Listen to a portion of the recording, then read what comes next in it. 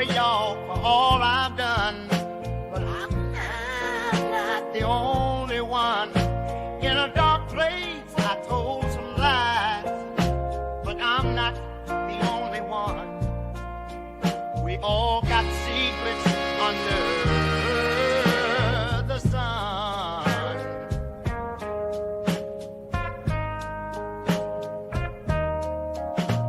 In the shadows, we played the game. Now I'm standing here taking the blame. A lot of y'all was at the freak off too, so don't put it all on me. That's just the truth. I've been up and down this road trying to find my peace.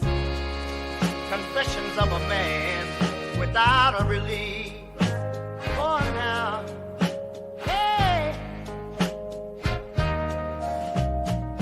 In the mirror, I saw the truth hiding in plain view. I'm coming clean now, this burden to undo. We were all there dancing shadows in the night, acting wrong when we knew what was right. But deep inside, there's more you must see. In this room of mirrors, it's not just me. I walk this path with heavy chains, trying to shed those sins, erase the stains. I've seen the highs and the crushing lows, fading in the spotlight, that's how it goes.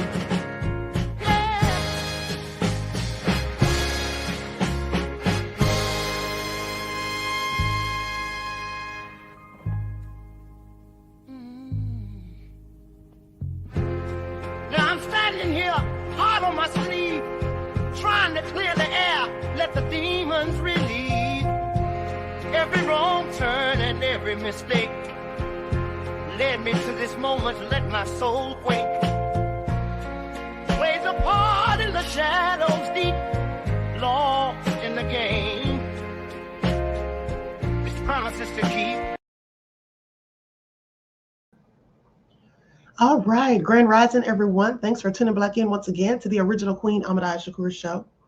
Okay, so I'm glad to be here. I'm glad you all are here. So let's get ready to get into it. Everyone hit that like button. Please like, share, and subscribe.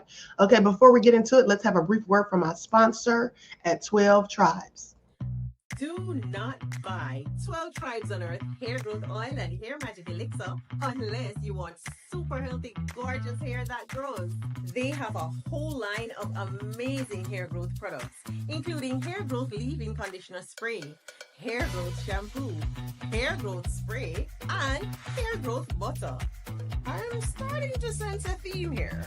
They include quality natural ingredients. They smell amazing, and you can see the results for yourself.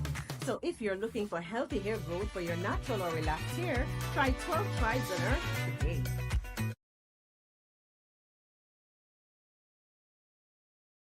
Okay, so don't forget you can purchase 12 Tribes hair oil at Etsy.com. Just look for Lisa Crafts, and you can also find it at Walmart.com.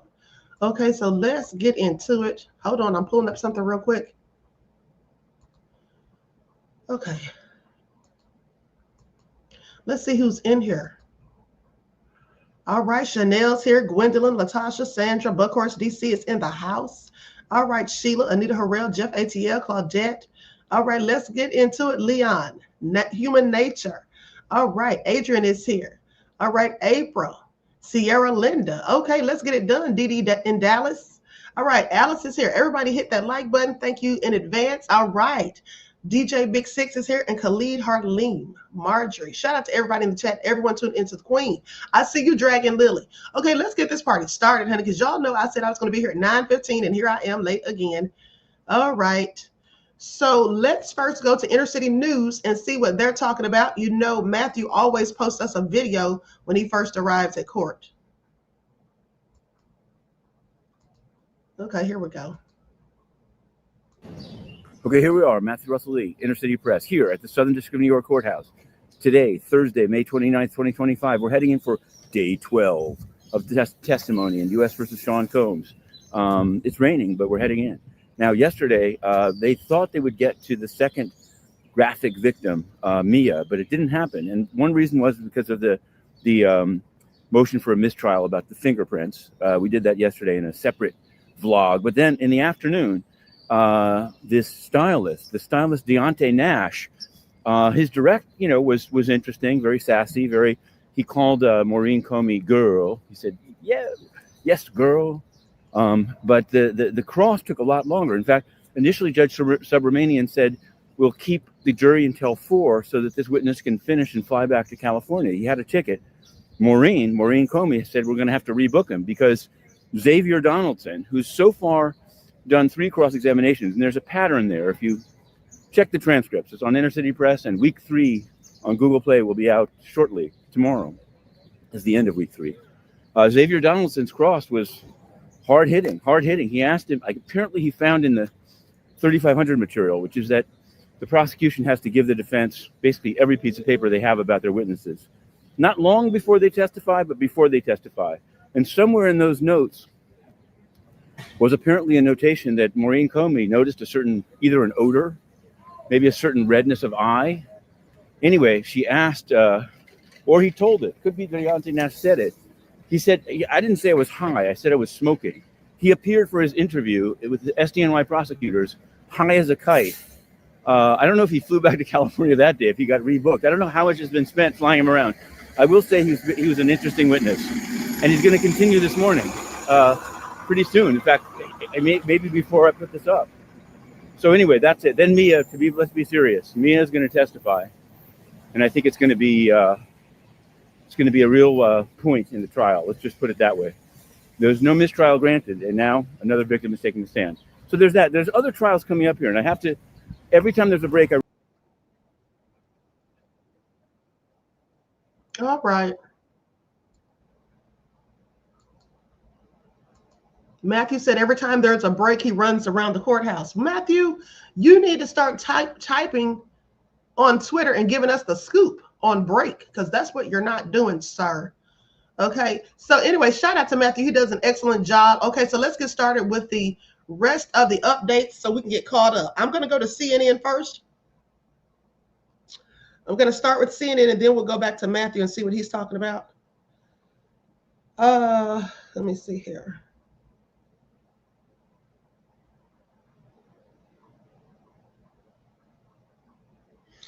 Okay, so an hour and 11 minutes ago, Judge Arun Subramanian is on the bench, but the jury is not in yet. When testimony resumes this morning, Deontay Nash, a stylist who worked for Sean Diddy Combs, who was also friends with Cassie Ventura, is expected to take the stand for a second day. Prosecutors have said they plan to call a woman identified as Mia to the stand later today, and she is one of Combs' former assistants and an alleged victim.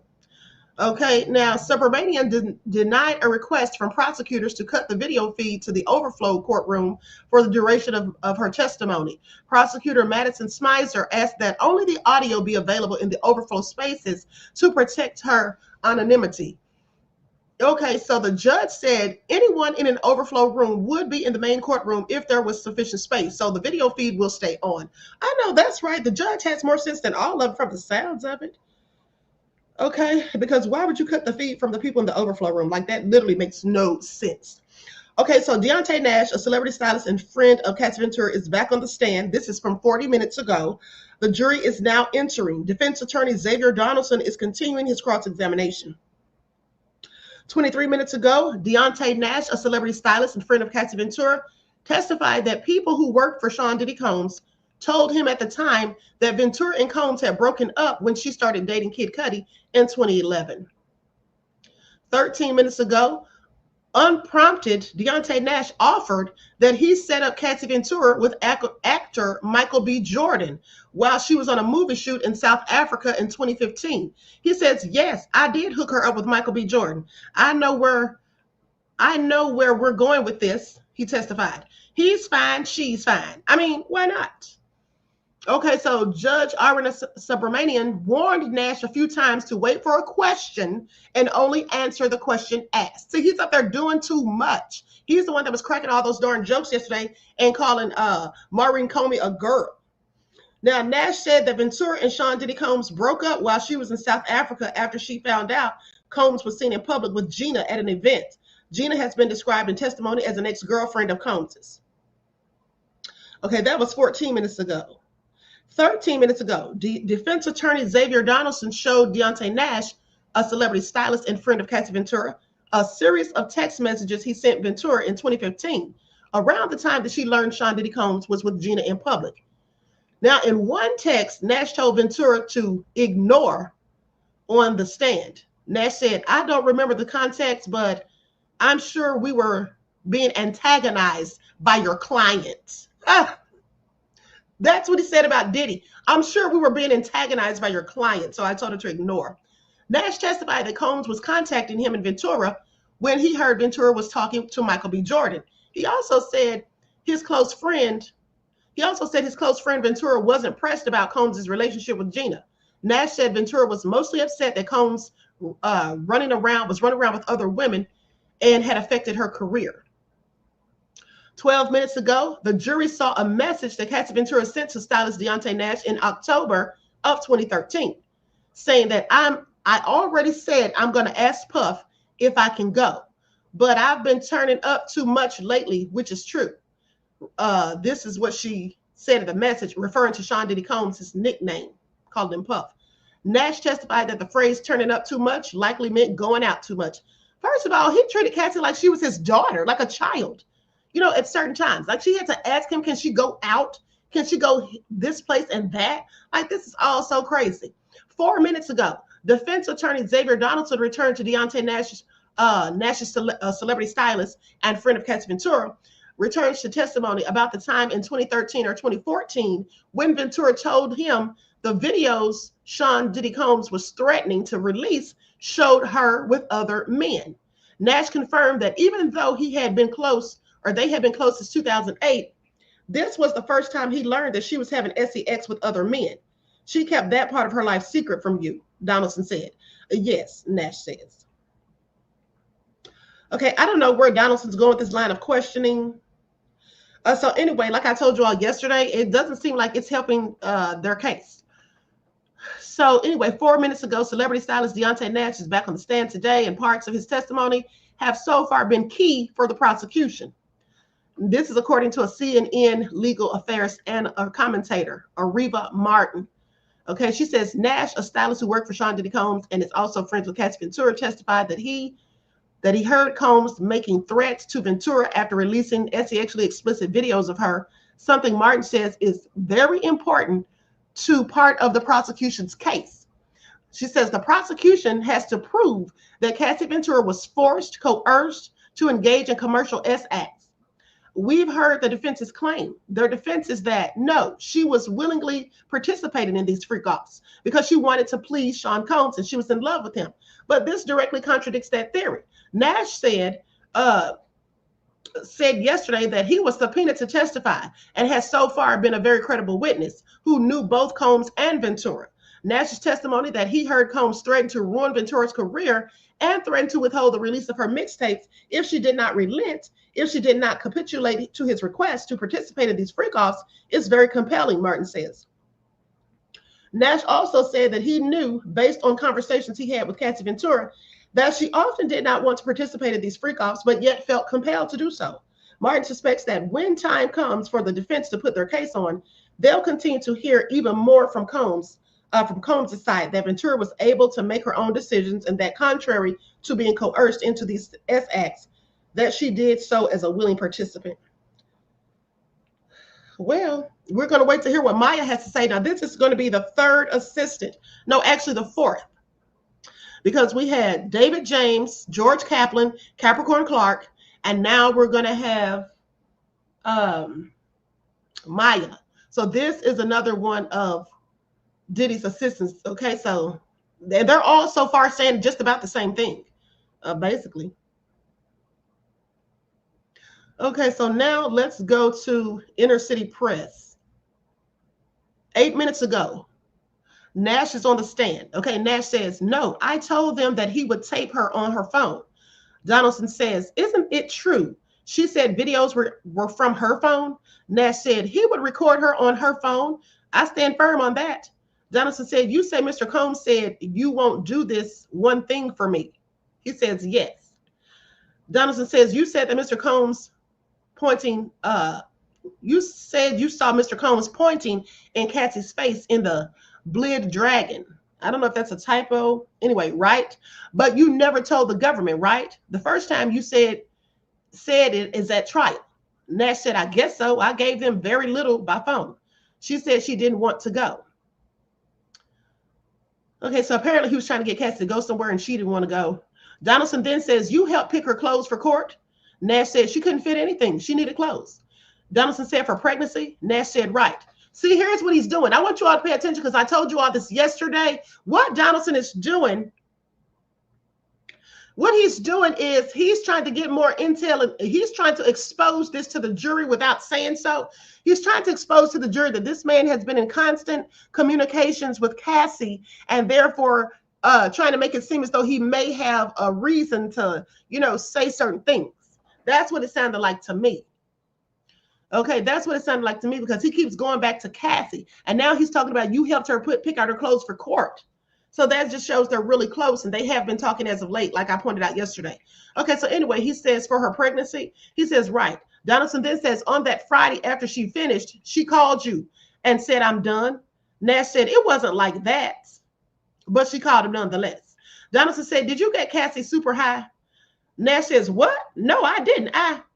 Judge says, Mr. Nash. Donaldson says, this 29th birthday, you say she packed sex toys in her duffel bag from the bedroom, right? Nash said, correct. Donaldson said, Mr. Combs didn't say grab the sex toys. Oh, I see what he's doing also. He's trying to make it look like Cassie was a willing participant and that this was her idea to have these freak offs. Okay. Okay, so here's a couple that I missed. This is from actually 10 minutes ago. I should have read this first. I just saw it. Okay, Nash says, no, I told them that he would tape her on. Oh, I did read that. Okay. Okay, so anyway, with that all being said, looks like we're all caught up. So while we wait for further information, let's go quickly to Emily's Instagram, where she's posted some stuff from yesterday. Okay, I'm going to share. Likes up, everyone, please. Like and share. Thank you in advance. Miss AP said, complicit to the FOs. Be the difference close said, also sad. It is very sad. It really is. I just can't get past Diddy hitting her head against that darn head rail to the bed and gashing her face open. That's just so,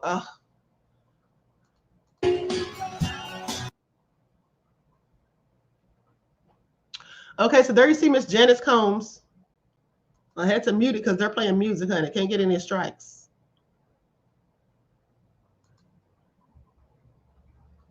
Let me see if this music on her. To the video. Please, guys. Look.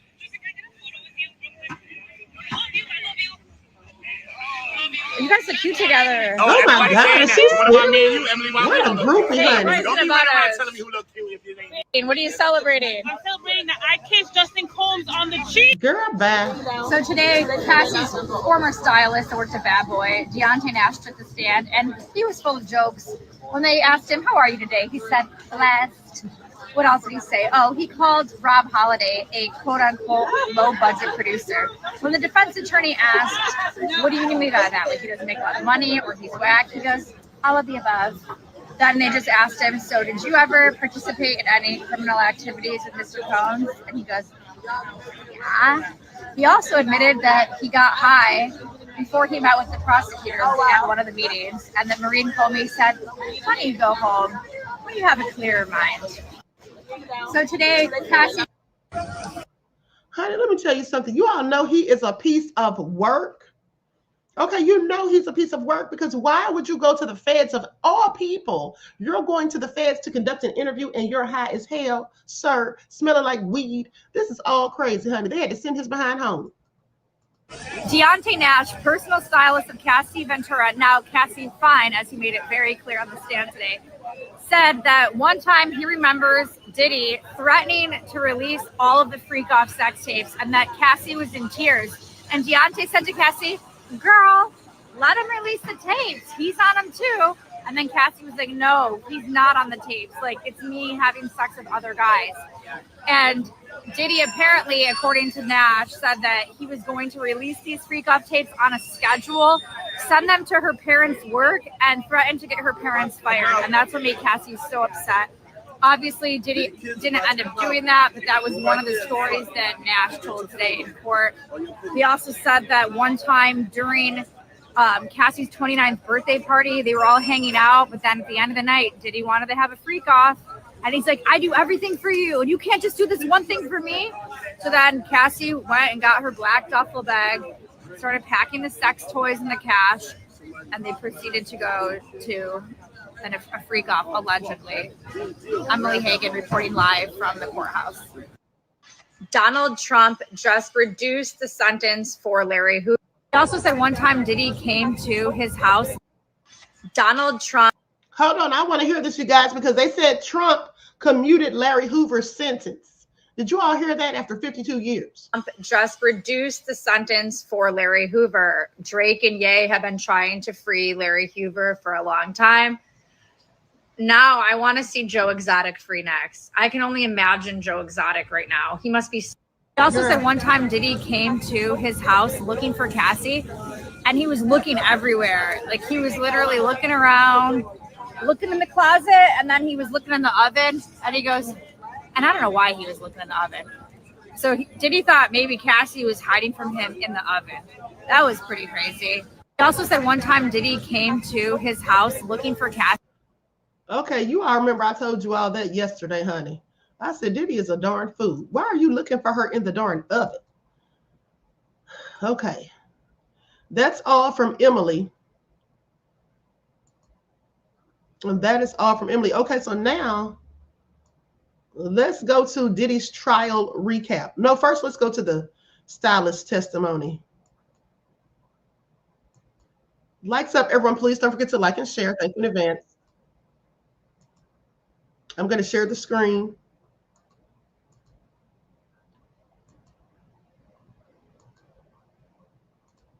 Moments came early when the defense asked the judge to declare a mistrial. The motion rejected. We also heard from a former stylist at Diddy's company. Now, he testified that Diddy threatened to leak sex tapes of her online. He said he saw Diddy beat his friend Cassie and heard him vow to bury her music if she didn't do what he said. The stylist's name is Deontay Nash, and he gave specific examples of how Diddy used his power over Cassie's career, testifying, quote, Diddy told her that one time if she keeps having a smart-ass mouth, her little mixtape won't be coming out. Nash said Diddy broke a promise to monetize one of Cassie's mixtapes, even though it was a top download when released for free. Nash testified that he thinks only about 10%, and he was being generous there, of Cassie's music ever saw the light of day.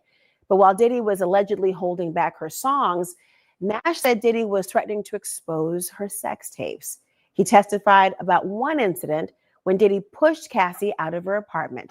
She and Nash drove away, but then Diddy called and demanded they pull over. The prosecutor asked Nash, what did you hear Mr. Combs say when he came up to the car window?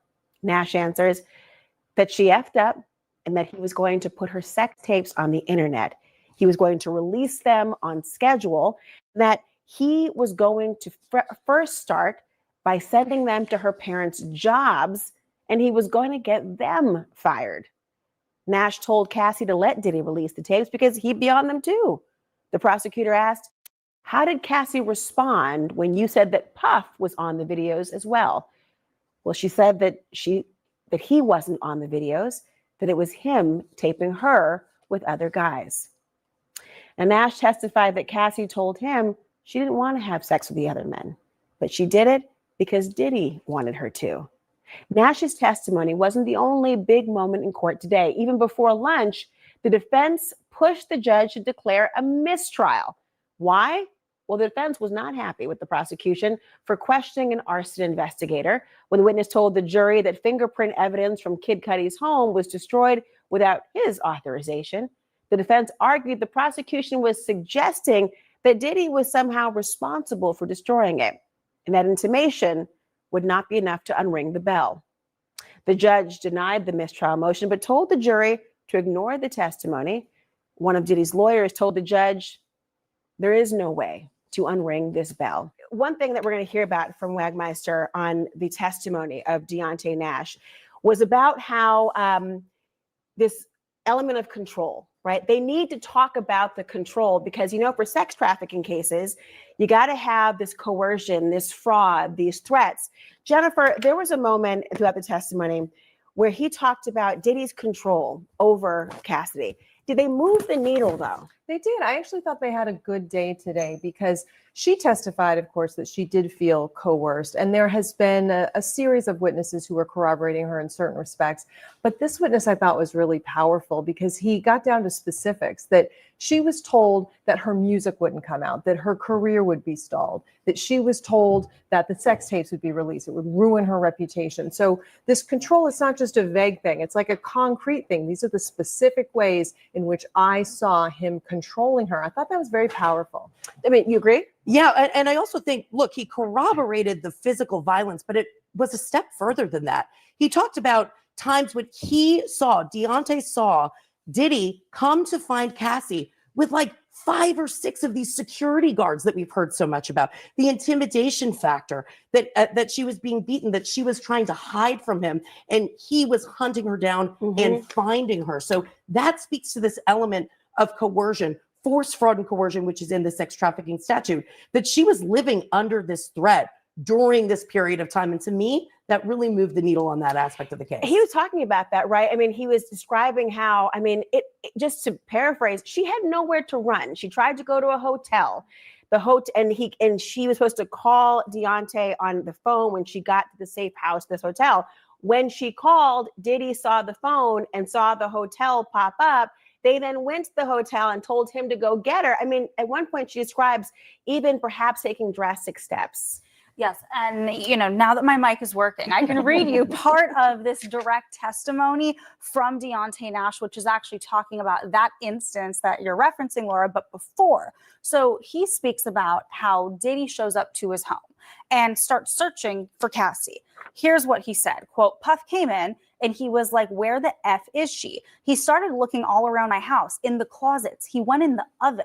I don't know why he looked in the oven. He asked me where she was. Then when the prosecutor said, who is she? He clarified that it's Cassie. And then after he looked around his house, then he asked for his car keys and took his phone. So as Misty said, it feels like there was this culture of fear and monitoring and intimidation, at least according to Deontay Nash's testimony. And again, he was someone who was not just inside Combs's and Cassie's inner circle as a stylist. He was one of Cassie's best friends. So he really was hearing from her in real time what she perceived was happening. And they're still very close, right? Very close. In fact, he said that he spoke to her yesterday to congratulate her for the birth of her baby boy, which is really kind of an incredible turn of events after her testimony that we saw across the course of 4 days. Of course, she was very pregnant when she testified. But Deontay Nash was asked about how close he was with Cassie still, and he said, we're very close. You know, I spoke to her yesterday. He was also, by the way, asked if he still speaks to Combs, and he did admit that he has stayed in touch with him. He said it in a very nonchalant way, basically like, of course I would talk to him. He's Sean Combs. And when asked how he feels about him being there today in court, he said, I don't hate him. It's not in me. It was an amazing moment. And just the idea of all the people that Misty was talking about who were there. I mean, security is ever present when we're talking about any of these allegations. In building the enterprise, the prosecution is trying to show the inner circle and people who worked for Bad Boy more broadly. They weren't just doing maybe legitimate work on the different entities, but they were also the right-hand men and sometimes women, they allege, of Sean Diddy Combs. But what about the fact that this witness is an employee and he, along with another person who was named a former chief of staff, they were trying to help her escape through the side. Does that undermine that the whole enterprise was working in cahoots with Sean? Here's what I ate today. My morning started with this yummy yogurt with blueberries and some fresh pineapple. It's less than 200. So here's my view. There's no question that Nash furthers the narrative with respect to control, with regard to abuse, and with regard to coercion. No question about it. The bruising, the weekly visits in the hotel she didn't want to do. The issue with me is the causal relationship between his abusiveness, his coercive, his need for control. How's your hair? How's your makeup? What are you wearing today? Where are you? I'm going to look for you in this house, even in an oven, right? Because I'm just so maniacal. But is that... And that irrational part might undercut it, you're saying? Yes. But is there a causal connection between his irrationality, his jealousy, his outrage, his rage, and his just being inhumane and him coercing her to engage in this sexual activity? What about the threats to expose her tapes and also to get her parents fired as well? Yes, but is that because, right? Is that because you're not going to do a freak off with me? Is there a direct connection between, hey, I'm going to expose these tapes, I'm going to get your parents fired, I'm going to extort $20,000 from your parents, etc.? Is that because you come to this freak off with me or else? And that's the issue. You got to establish his conduct, maniacal, radical, horrific, inhumane, indecent. But is that because I want you to freak off with me? And if you establish that connection and the jury gets it, it's one thing. If you just show that he's a maniac who's doing horrible things because he's jealous, that's quite another. Well, you know, on the 29th birthday party, there was testimony that she had gone to a club with her friends. And Deontay Nash testifies that Cassie is essentially persuaded and almost browbeaten. And she's saying, I want to have fun with my friends. I don't want to do the freak off. And at one point he says that he hears Diddy say, and I'm paraphrasing here, I do all this stuff for you and you can't do this one effing thing for me, F you. That was how they tried to thread the needle about the pressure about the freak offs. Does that address Joey's claim, or is that still not enough? You know, I think it doesn't have to be so surgical, right? I mean, I think if you have a relationship where there's all this pressure, all this coercion, day in and day out, she doesn't really control her own life. He controls her life. And then he makes these demands on her, including these sex parties, part of which was the trafficking, right, element. I think that's going to be good enough for the jury to say, we're going to find the sex trafficking because of the kind of totality of circumstances of their relationship. But I do think that because of the relationship and how long it lasted and how much she wanted it to be more serious, the jury is going to have to decide the coercion was really coercion. I mean, they have to get over that hurdle. But I don't think it has to be so specific of like, at this time, right before the freak off, it has to be coercive. Well, wait, if you've taken Uber since 2019, this is the money glitch that's getting women properly compensated. Day 10 of Diddy's trial, I saw the tearful test. Okay, so let's go to some more updates. From 10 minutes ago, celebrity stylist Deontay Nash is back on the stand today, and parts of his testimony have so far been key for the prosecution. Now, oh, hold on. I think I read that. Okay, 10 minutes ago. Defense attorney Xavier Donaldson suggested that Deontay Nash's testimony about his account of Cassie Ventura's 29th birthday party doesn't match what he told prosecutors about the incident in a pre-trial meeting. Nash testified yesterday that the night they celebrated Ventura's birthday, Sean Diddy Combs and Ventura argued at dinner, and Combs told her that he did everything for her, but she couldn't do this one thing. But Donaldson suggested the government's interview notes didn't reflect those details. Nash also didn't tell prosecutors that he saw Combs pointing in Ventura's face in a corner of a karaoke bar that night. Nash has testified several times that he didn't expand on many things with prosecutors during pretrial interviews and never wanted to be involved in the case. Okay, so I want you all to pay attention, because isn't this about the third or fourth witness? Somebody correct me if I'm wrong, but isn't this about the third or fourth witness that has now said that the prosecutor's notes were inaccurate? Now, is it the prosecutor's notes that are not accurate, or is it their testimony? Have you all noticed this? This is like the third or fourth person, literally, which I find very interesting. I mean, the prosecutors can't be taking notes this poorly, I wouldn't think. Okay, so anyway, 6 minutes ago, defense attorney Xavier Donaldson returned to Deontay Nash's previous testimony about a trip to Las Vegas over New Year's in 2016 to 2017, when he saw a man enter Cassie Ventura and Sean Diddy Combs' hotel room. The celebrity stylist confirmed that he left their room after Ventura and Combs or after Ventura said Combs wanted to invite another man over. Donaldson suggested that since Nash left without asking any questions, he must not have had any concerns about Ventura's safety. He said, I always did. But in this situation, you left the room anyway? Donaldson asked. Yes, Nash responds. Okay, so what does he think Nash is supposed to do? Beat Cassie's bodyguard 24/7? I mean, he did jump on Diddy's back. Okay, so that's it for now. Nothing from Inner City. Oh, here we go. Inner City Press just posted. Okay, Donaldson says, you knew Andre Harrell passed? Nash says, yes. Donaldson says, you text Mr. Combs to make sure he was okay? Nash says, correct. Donaldson says, Mr. Combs wrote to you, the trainer? You could have given me a heads up. Black heart emoji. How is she? And he meant Cassie. He says, yes. Okay, so I guess Diddy was asking Nash, was Cassie dating Alex Fine, who was her trainer? So then Donaldson says, in 2020, you wrote to Mr. Combs, I love you. Anything you need, I got you. Nash says, yes. Donaldson says, Mr. Combs won an award that year and you congratulated him. Nash says, I don't think so. I asked how to RSVP to his party for someone else, Claire Solmers. Okay. Okay, so that's it thus far. But for those of you who don't know who Nash is, that's him right there, honey. That's Nash. That's him and Cassie. All right. Okay, so that being said, let's go to another report. Yeah, here's some an ex-mobster talking about Diddy wouldn't last long in the mob.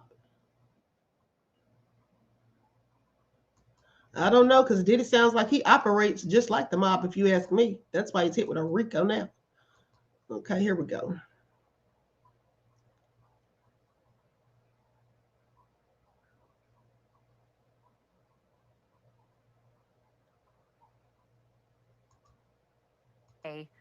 Was the day when the drip, drip, drip of the Diddy trial evidence became all-out waterboarding.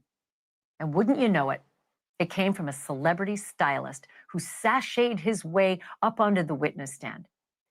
Deontay Nash had the kind of joie de vivre and sass that literally had that courtroom hooked from the moment he showed up.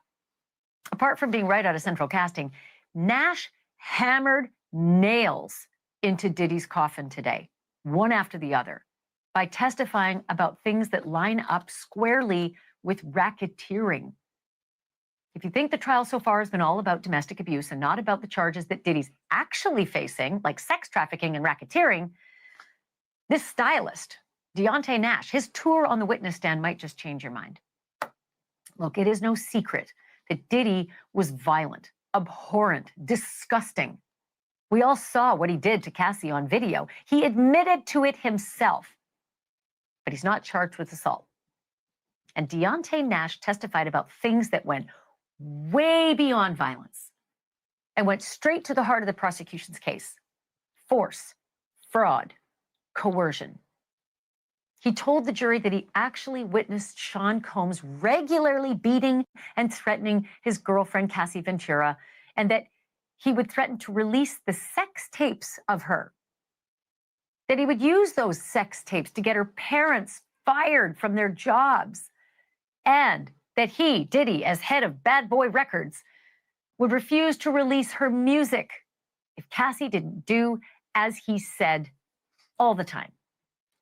If you're keeping score, that kind of behavior from a guy at the head of an enterprise could easily be seen as the jury as extortion, coercion, forced labor, all the elements, the racketeering charges that Diddy's fighting. The stylist also testified that on Cassie's 29th birthday, she confided in this stylist that she did not want to participate in Diddy's planned freak-off. After all, it was her birthday, not his. Maybe there were some freak-offs that she enjoyed, and maybe there were some that she did not, but felt she had no choice.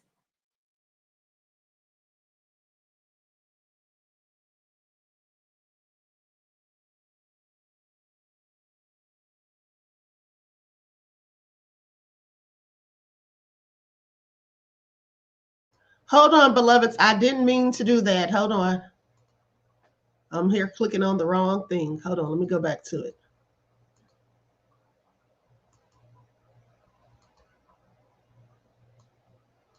Record forcing your employee, using your enterprise and your power at the top to have illegal sex with prostitutes that have crossed state lines. That's called sex trafficking, friends. It's called forced labor. And that is what Diddy is charged with in this trial. But this trial has so many people asking the question, what exactly is RICO? Well, technically, RICO stands for Racketeer Influenced Corrupt Organization. And back in the 70s, the feds created it as a means to bring down the mob, like an umbrella charge that bunched all together a whole bunch of different crimes. And that is the same federal law that Diddy's facing now. My next two guests know this law maybe better than anyone and know how hard it is to beat a federal RICO case because they're both former mobsters jailed by the feds for RICO. Michael Francisi was a captain in New York's Colombo crime family. He served 8 years for racketeering and extortion. And Anthony Ruggiano Jr. is the son of a Gambino crime captain who was locked up 4 different times for robbery, gambling, and yes, RICO. Michael and Anthony, welcome to both of you. And Michael, I said Francisi, and I think it's Francis, so I will correct myself before we even get started. Thank you both so much for being here. I have so many questions for you. Let me start with this. And I'm going to open it up to the both of you, but Michael, I'm going to get you to start. For a lot of people, RICO is all about the mob. It's all about what you see on The Sopranos. It's those kinds of crimes. It's not the stuff that they see on tape where Diddy's beating his girlfriend up. But 2025 IRS tax forgiveness now has open enrollment. It's easy to... I know that you guys... Let me say this. The guy in the black shirt right here with the glasses, with the black shirt, he actually has a YouTube channel now. Can you imagine? You went from the mob, being a whole gangster, and he's on YouTube. Diddy's arts is about to be spending a life sentence in prison. Please pay attention. That's Mike Francisi. Francisi. Guys have had a chance to kind of look into this case. You've heard what I just said in the opening of this case. So do you think that this is RICO, or are you scratching your heads? Well, first of all, you can say my name either way, Francis or Francisi, so you're correct. But I will say, the RICO statute was definitely created, I think back in 1970, a fellow by the name of DeBakey created it specifically to go after the mob. No question about that. It's certainly evolved over the years because the government obviously can use a law in any way they see fit. They've gone after Wall Street people with it and a lot of other people. So they'll use it outside of the mob. What's a little bit confusing here is normally there is a criminal enterprise that's involved, a group of people. I had 3 racketeering indictments, 2 federal and 1 state. And in each case, it was the Francis family, the Francis group as part of an enterprise. And I had a lot of co-defendants. I didn't hear the government's opening statement on this to see how they tied this into a racketeering statute, because as far as I know, it's only Diddy on trial, and he's on trial alone. So are they claiming that he is a one-man enterprise? That's what's kind of confusing to me, because the charges against him can certainly stand alone. I don't think they need to be part of a racketeering indictment, but again, I'd have to know what the opening statement was and how they put that theory together that this could be under the RICO statute. Now, see, they're prosecuting Diddy under the RICO statute. Here's the thing. They absolutely could have charged Diddy for separate crimes without putting him under a RICO indictment, but they want to put him under the RICO indictment so they can not only give him a longer prison sentence, like life, possibly, but so they can confiscate his things, all of his assets, through civil asset forfeiture. So you know what? I'll throw this in here, and Anthony, you can jump in. From the way I see things, what the prosecutors have tried to determine was that here's Diddy at the top of Bad Boy Records and the enterprise that he's created, the big businesses that he's created. He's got employees that he has, he's paying as security. He's got employees like Cassie, who is supposed to be releasing music. He's got employees like assistants who he tells, you go and set up the free coughs and you go and get my drugs. And, you grab Cassie and bring her to this vacant building and threaten her with a lie detector test. So I think what they're trying to say is that he used his business and he used his corporate card from Bad Boy Enterprises and he used cash from the business plus assistants and employees to carry out a lot of the crimes that they're alleging one after the other, with these witnesses. So if I lay it out that way, Anthony, what do you think? Do you think this lines up with the RICO that you know? I feel a lot like Michael. I'm struggling with it too because my RICOs also, there was co-defendants.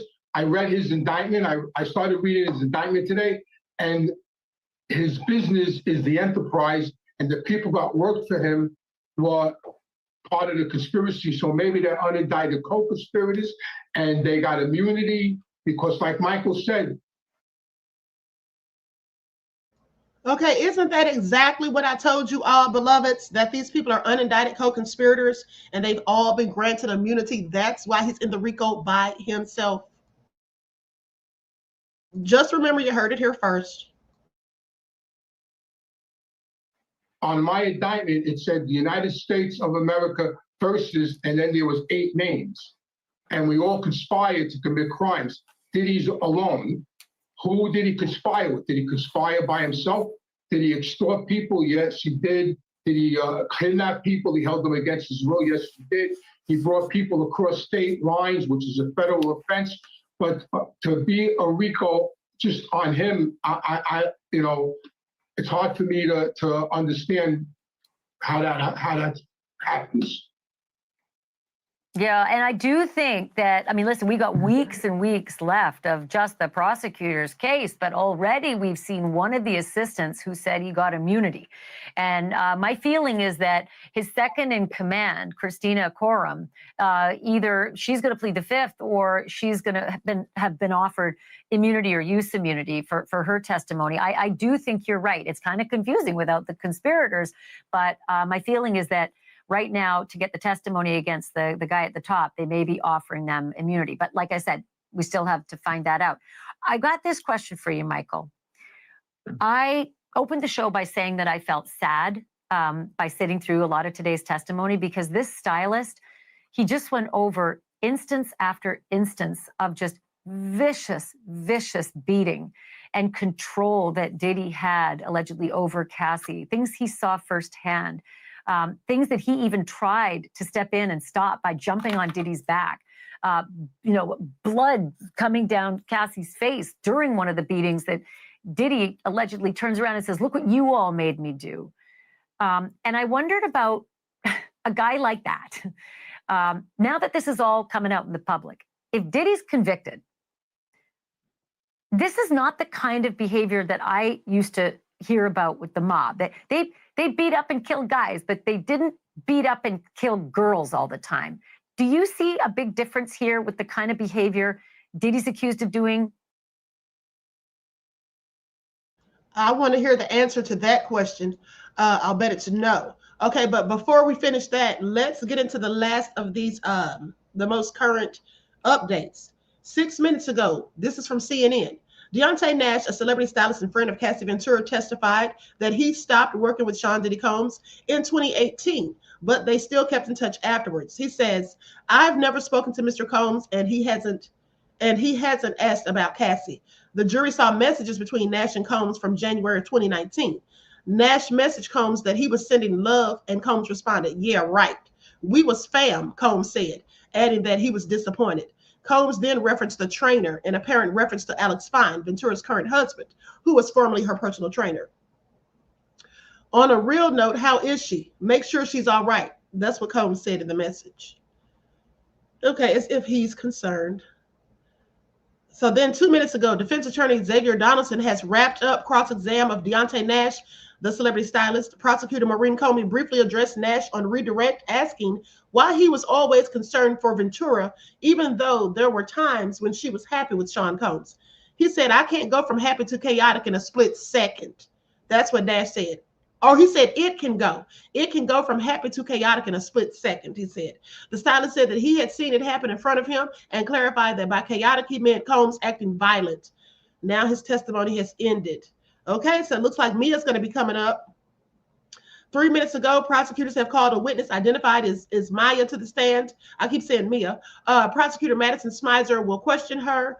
Judge Aaron Subramanian told the jury that Maya is testifying under a pseudonym, but he said that the jury will learn her real name. A photo of her passport bearing her true name and her date of birth was submitted into evidence under seal for only the jury to view.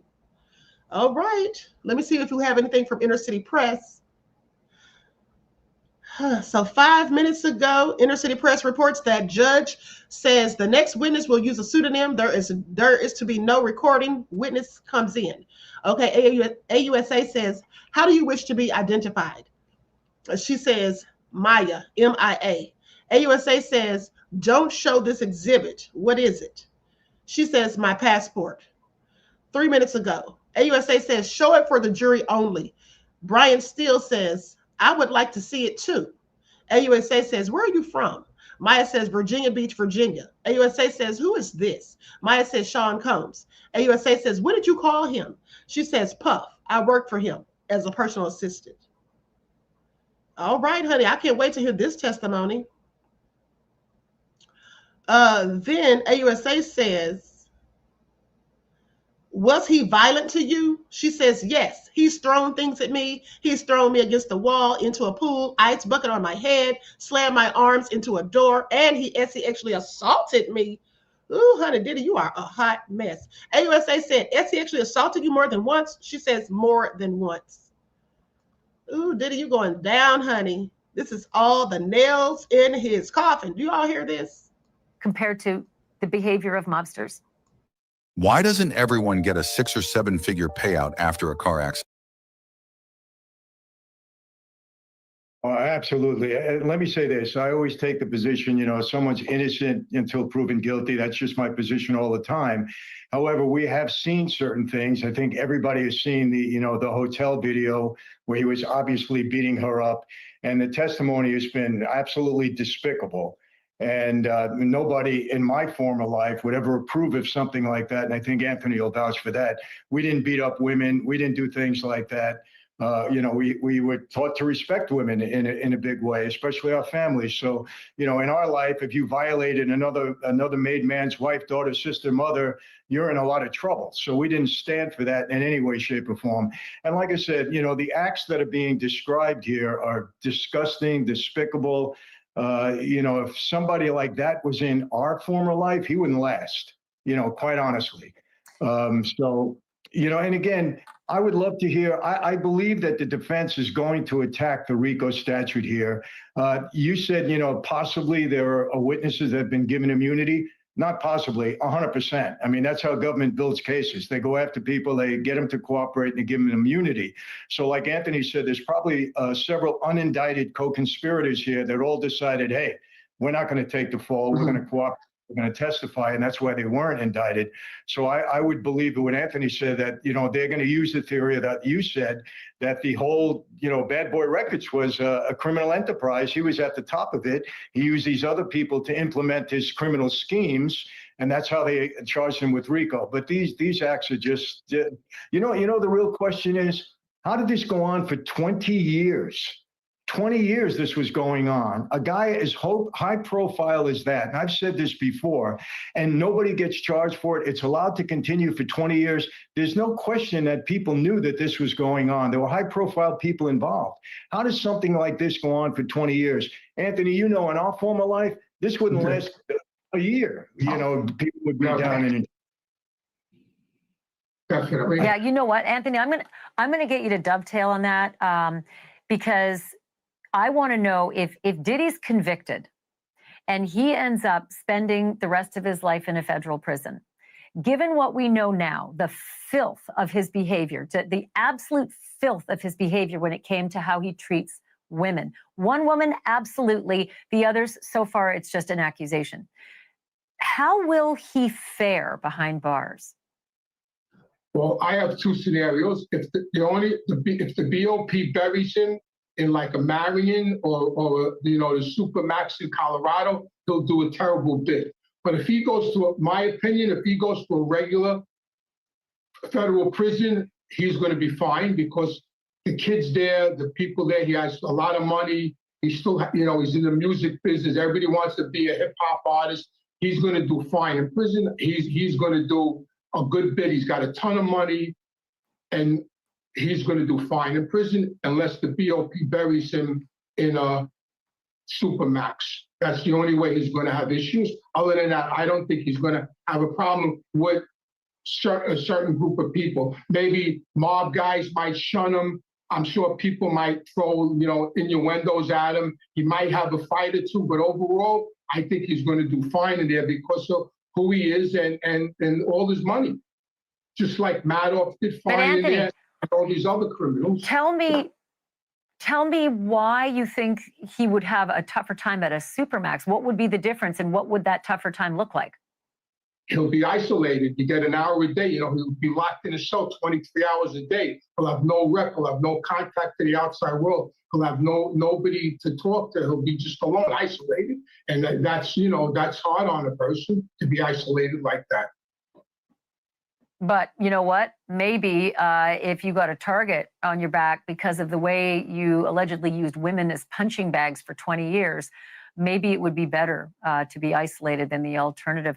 Can't thank you both more for being so candid about your past and helping us to sort of understand what's at stake in this federal courtroom. I'd love to have you both back. Michael Francis and Anthony Ruggiano, thank you so much. Thank you. Thank you.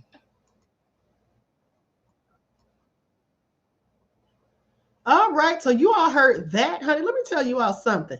He said Diddy might get into a fight or two. Honey, you can get killed in one fight. Okay, you see what happened to Tory Lanez. Anyway, let's go to the updates. Let me see what we have here. Let me see here.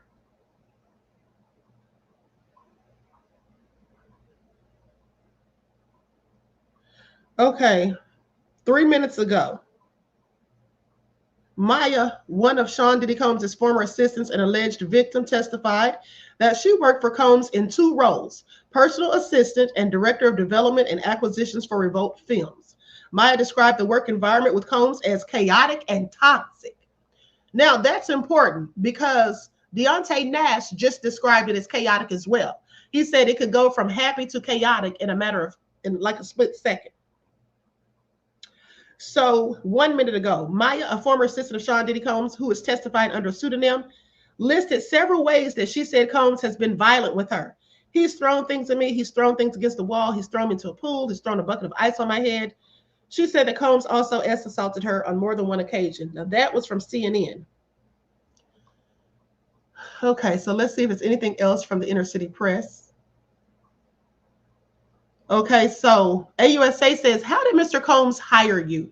Maya says, I met with a recruiter. I met with HR and Tony Baez Fletcher.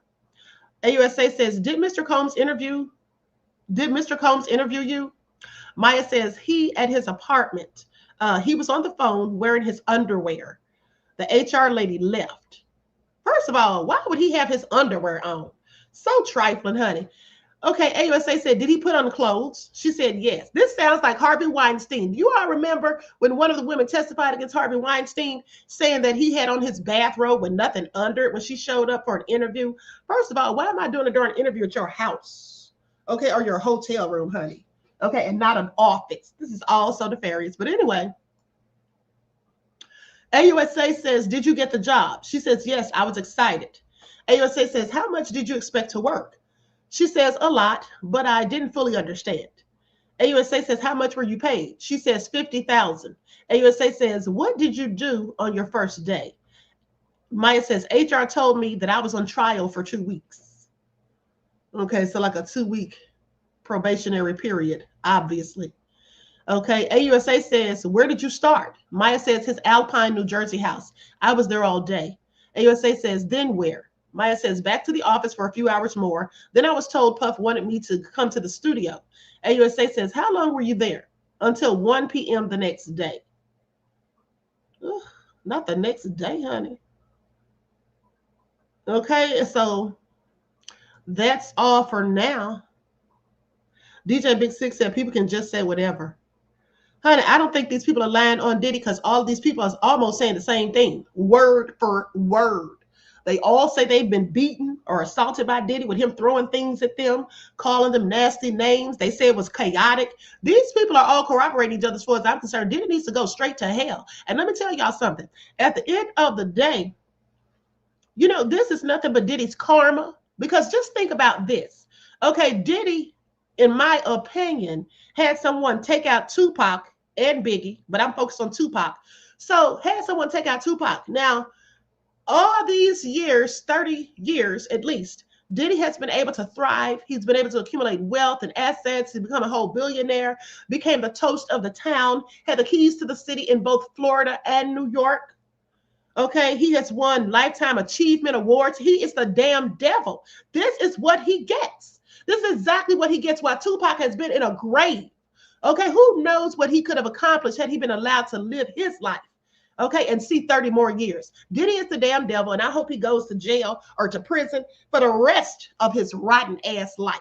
Okay, I feel sorry for his kids, but at the end of the day, I hope Diddy goes straight to prison for the rest of his life. He doesn't deserve to be breathing air as far as I'm concerned after what happened to Tupac. Please miss me with all of it. This is absolutely his karma. And quite frankly, I don't give a damn if he did this RICO or not. I still want him to be found guilty, okay, just on GP. All right? So anyway, Leon said, what goes around comes around. Exactly. Okay, so anyway, I'm going to go to another video.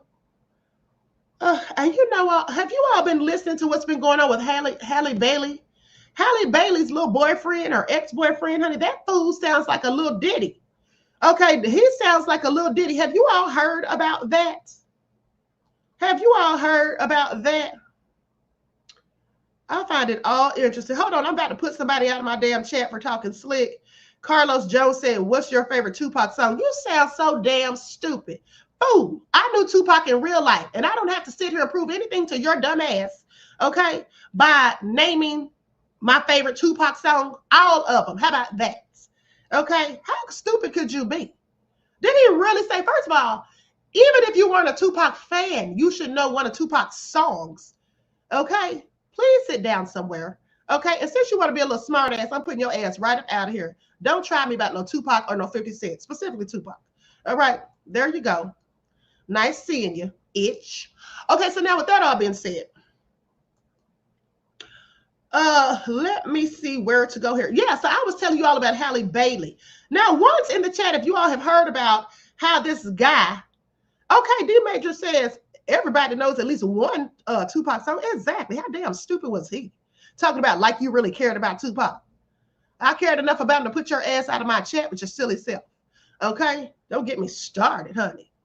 All right, so some of you all have heard about it. Okay, so with that I've been said, listen, I just thought it was so egregious when I read all of this stuff where she had to get a restraining order on him. I mean, and then he chipped her tooth. Let me just read this report.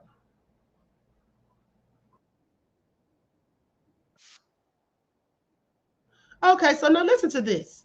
A Los Angeles judge has granted a restraining order to the Little Mermaid actor and singer Halle Bailey, who says her ex-boyfriend, the rapper and YouTuber Diddy G, has been repeatedly violent with her, and she fears for herself and the baby they have together.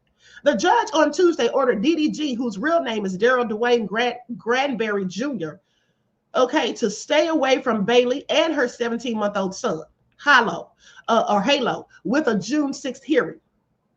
So throughout our relationship, Bailey said in court documents requesting the order, she said, Daryl has been and continues to be physically, verbally, emotionally, and financially abusive towards me. I'm seeking orders to protect myself and our son Halo from his ongoing abuse. A message seeking comment from a representative for Granberry was not immediately answered. Now, Bailey, age 25, and Granberry, 27, were in a relationship from 2022 until last year. And since their breakup, there have been multiple acts of physical violence. So in a January incident that she recounts in detail, Bailey said Granberry was repeatedly calling her obscenities as she tried to strap the baby in the backseat of the car. Oh, she says, the next thing I knew, things got physical between us. Okay, we fought each other, wrestling and tussling at one point. Daryl was pulling my hair. He then slammed my face onto the steering wheel, causing my tooth to chip. I stopped fighting back at this point because I was in a lot of pain. Now, I'm sorry, this is a darn shame. She included photos of her tooth and bruises on her arm in the filing, and I have seen them.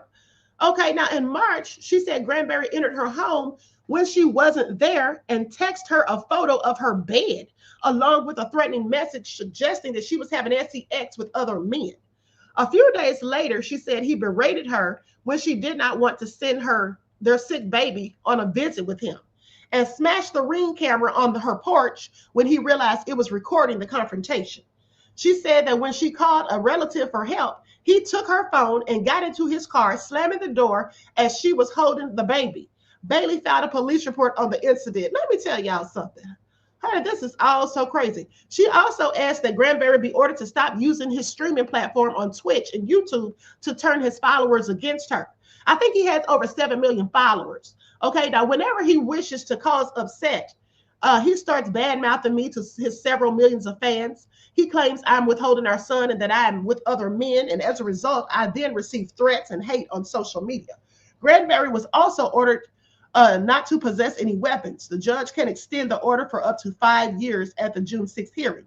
DDG from Pontiac, Michigan, first saw success as a video streamer and then as a hip-hop artist. On May 5th, he released his 4th studio album, Blame the Chat, on Epic Records. So Bailey is from Atlanta, has been nominated for 5 Grammy Awards as both a solo artist and as part of Chloe times Haley, the duo with her sister that first brought her to fame. She starred in the sitcom Grownish from 2018 to 2022, and in 2023 played the little character in Disney's live-action remake of The Little Mermaid. Honey, this is all so sad. So let me just tell you all this. Here's the thing. Now, here is the thing. When she went out to the car with the baby to strap the baby in, because he came to pick the baby up, first of all, she asked him how long is he going to have the child, and he wouldn't tell her. So she goes out to the car and tries to strap the baby in his car seat. So she gets in the car, mind you. Okay, and when she gets in the car, he tells her, get out the car. Get out my car, bitch. This is what he said. Get out my car, bitch. Okay, so then he starts grabbing her, trying to get her out the car. And that's how the whole thing started. Okay, and then he's sitting there beating her and pushing her head into the steering wheel and all this crazy stuff. Then he drove off. Now, he better be glad he didn't get charged with kidnapping, because he literally drove off with her in the car, telling her that if you won't get out, you just going to go with us. And then drove her to his relative's house or somewhere where his people were. And she's sitting there, pleading with them, like, to help her. And they tell her, oh, you just need to go home and this and that or whatever. Honey, this is all crazy. And then the day that he broke into her house, because he should be charged with burglary if you ask me, but he broke into her house one day. The inquest said I wouldn't trust it with my baby. I wouldn't either. That's why she's asking for a restraining order for both, so he can't see the darn baby because he's a whole idiot. But he broke into her house, then sent her a picture. How maniacal is this? Sent her a picture of the bed to let her know he's in her room. Okay, then when she gets there, he basically smashes the Ring cam that's recording and then throws it outside or something like. No, he didn't smash it. He threw it outside. That's what happened. And then so she goes outside to get it. When she goes outside to get it, this fool locks her out of her own damn house. She goes around to a different door and gains entry into the house, puts the camera back up. And then once he realizes that it's again recording, he then smashes it. Okay, then takes her phone, gets into his car. She follows him out of the house asking for her phone. He drives off and then throws the phone out of the window saying, get it, bitch. Okay, this is all crazy. She pressed charges on him, as she should, and got a restraining order. He needs to be locked up.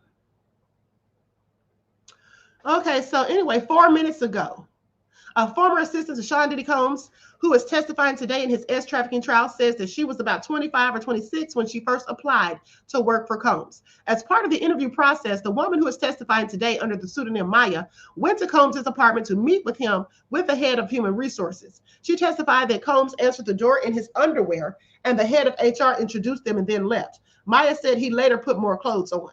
Maya was told that she would work 40 hours a week, but she testified that she always worked more than that, and that she was told her starting salary would be $55,000, but it was actually $50,000. Okay, Maya testified that she didn't sleep during her first 24 hours on the job. She recalled feeling like maybe it was a challenge that might have just been part of her 2-week probation period. Maya said said that working long hours on little sleep turned out to be the norm. She often didn't sleep for days when she was working. Honey, I couldn't have had this damn job because I need my rest. Okay, this is all crazy. One time she recalled working for 5 days straight without sleep. Hell no. Extended release Adderall helped her to stay awake. When she finally had a breakdown from exhaustion, crying uncontrollably, Sean Diddy Combs told her she could leave to go to sleep. Ain't that some crap? Who did Diddy think he was, a slave driver? Like, Diddy needs to go straight to prison. Okay, I'm sorry. It's true. It is true. Now, that was from CNN. Now, here's what Inner City Press has to say. AUSA says these exhibits are under seal. Steele says, we renew our objection. Judge says admitted under seal. Maya says, AUSA says, Maya, what is this? Maya then says, a list of my responsibilities I sent to Tony Baez Fletcher on November 10th of 2011. Puff has said, I don't know what you do all day. Oh, so he was acting like he didn't know what the girl does all day, even though he has her working 5 days straight with no darn rest. Hey, this is all crazy. Okay, this is all crazy. Have you all seen Diddy's workers that he was hiring? Let me show you all one. And just remember, you saw this here first. Okay. This is what my source sent me, honey. Please pay attention. That's one of the workers Diddy had Cassie having relations with, honey. What? Y'all see that? I'm not even lying. Y'all think it's a game? Honey, this is all nefarious.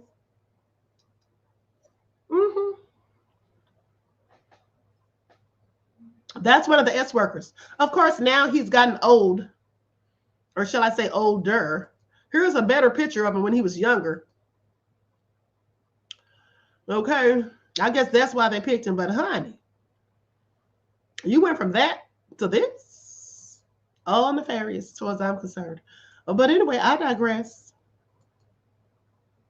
Okay, so let's go to this Diddy trial recap from yesterday's testimony. Likes up, everyone, please like and share. Thank you in advance. Hold on. Oh, I think I played this one. Hold on. Let me go to a different one.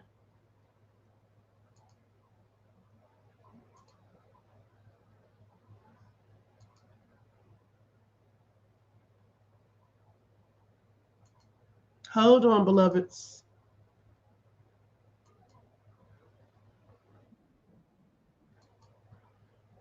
Okay, here we go. This is from News Nation talking about what does Diddy's RICO mean.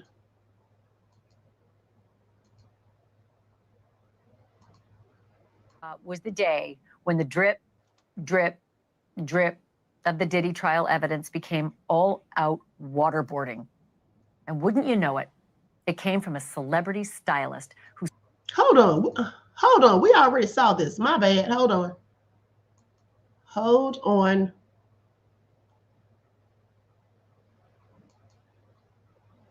Okay, here we go. We're going to go to burden of proof. We uncovered Diddy's death threats. Okay, this is a TMZ report. So I'm going to put up an overlay.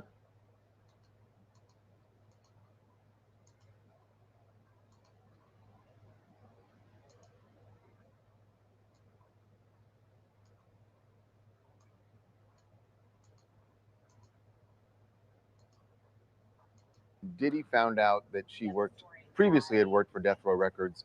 He said, well, look, if anything goes wrong, I might have to kill you. she was accused of stealing. So they give her this lie detector test.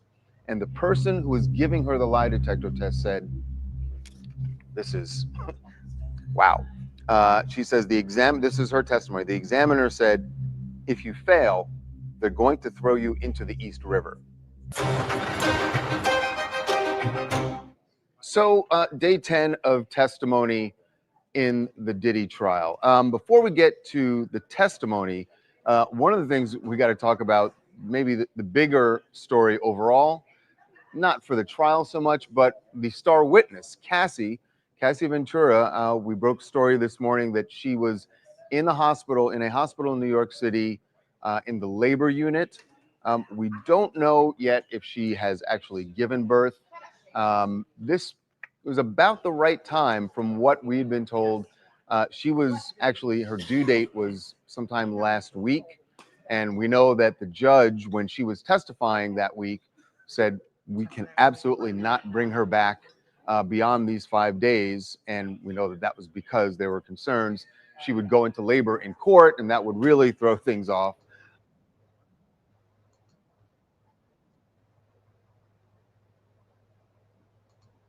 Okay, I just found CNN with some live, hold on, is this live updates?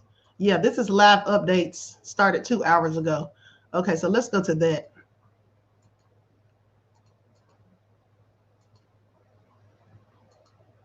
He speaks about how Diddy shows up to his home and starts searching for Cassie.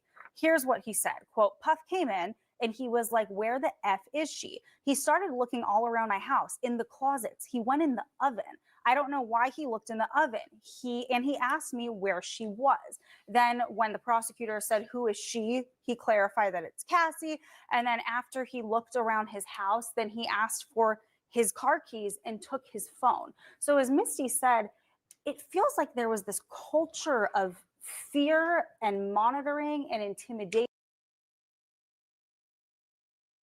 Okay, so here's another, some more updates. So 4 minutes ago from CNN, Maya testified she didn't sleep during her first 24 hours on the job. She recalled feeling like maybe it was a challenge that must have just been part of her 2-week probationary period. She said that working long hours on little sleep turned out to be the norm. She didn't often sleep for days while she was working. Okay, hold on. Okay, then Inner City Press says, Maya says, I wrote, anticipate his moods. AUSA says, what was that and why was that important? Maya said, it dictated the day. AUSA says, you wrote, every day is different. Maya says, and that he could ask you to crack his knuckles or do his taxes. AUSA said, did you have an apartment? Maya says, yes, in New York City. First of all, crack his knuckles. Diddy is a darn fool. AUSA says, were you there much? Maya says, no. My roommates joked that they lived with a ghost. AUSA says, in LA, where did you stay? Maya says, in the staff house, then in Puff's house, 9933 Beverly Grove, then 9374. 9374 Beverly Crest Drive, then 200 South Mapleton. AUSA says, in Miami, Maya says, 2-star. Okay, then AUSA says, could you leave? Maya says, only with Puff's permission. Once I left at 2 a.m. after he was asleep, I got in big trouble. AUSA said, what happened? Maya said, security called me to say he was sending them to find me. It was at the first LA house in 2009 or 2010. These people, did he act like these people were in prison? Like they couldn't leave unless he told them to. They couldn't go out. They couldn't do this. They couldn't do that. You couldn't sleep. Are y'all hearing this? This man is absolutely nefarious. Anyway, let's go back to this report.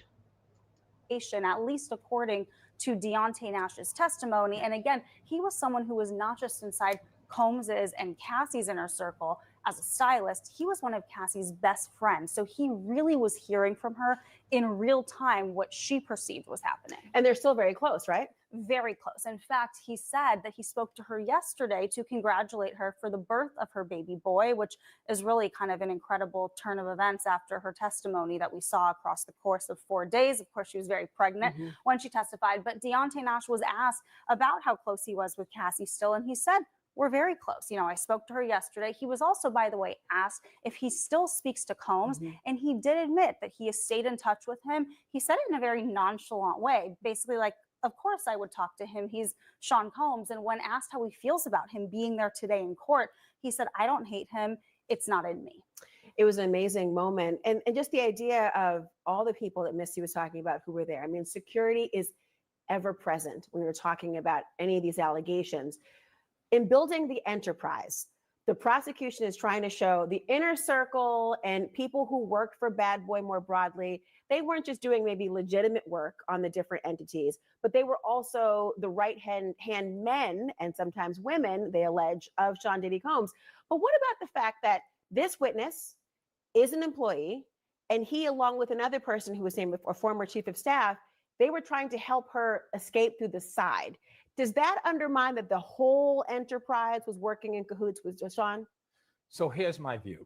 There's no question that Nash furthers the narrative with respect to control, with regard to abuse, and with regard to coercion. No question about it.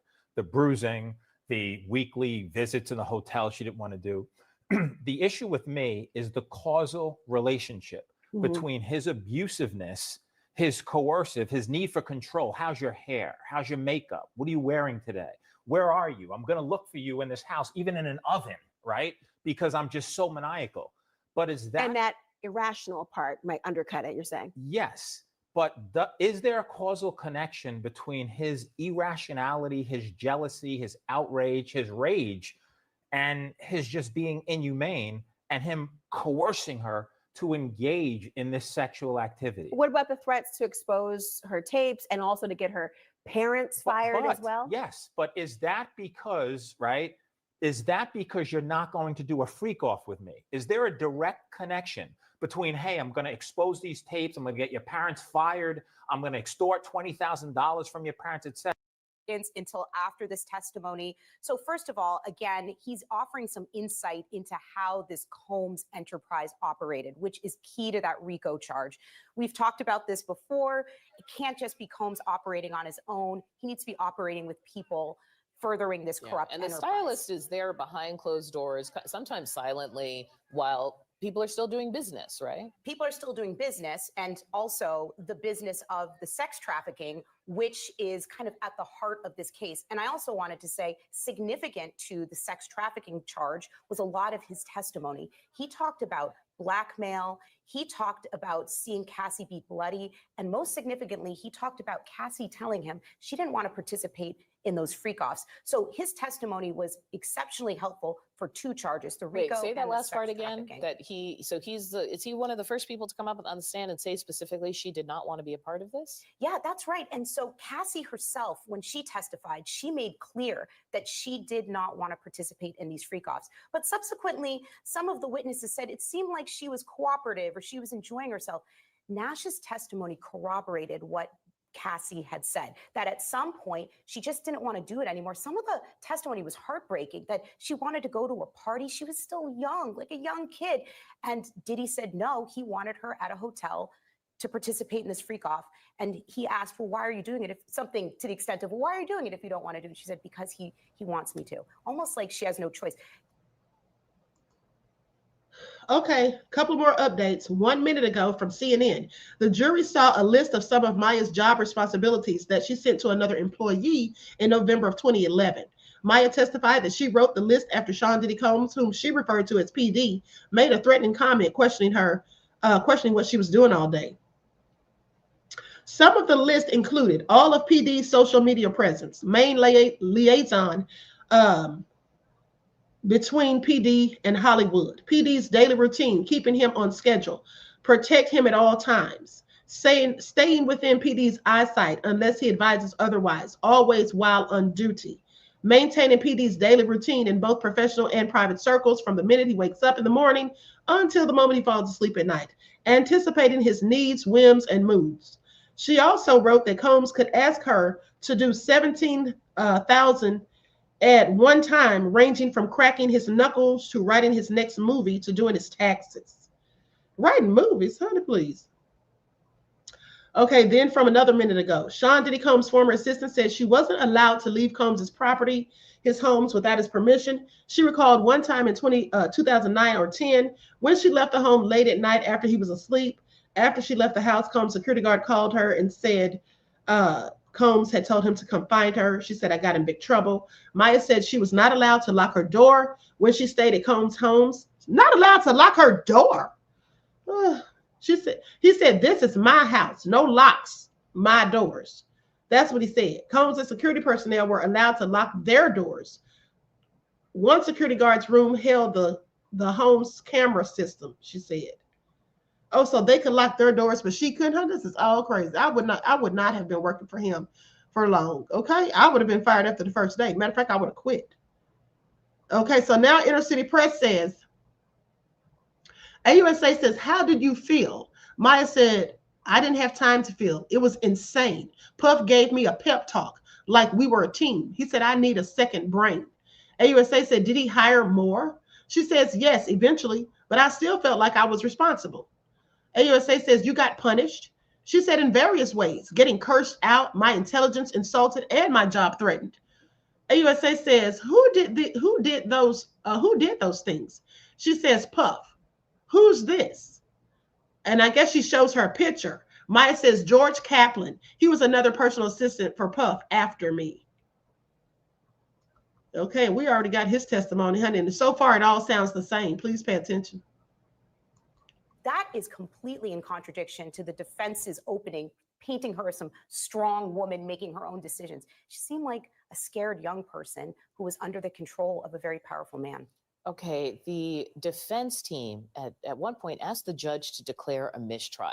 Is this a Hail Mary? Is this just the thing you do? Help me understand a legal mindset. Yeah, very dramatic moment in court, of course, when the defense jumps up and asks for a mistrial. It's actually very common, though. A lot of times, the defense is trying to preserve an appellate issue. They also want to shoot their shot, you know? Maybe a judge will buy their legal argument. It was all based on some fingerprint cards. We had in LAPD fire investigator testifying, and they were talking about the investigation in that Molotov cocktail bombing. Yes. And they were talking about how the fingerprint cards where they were testing for prints mysteriously had been destroyed.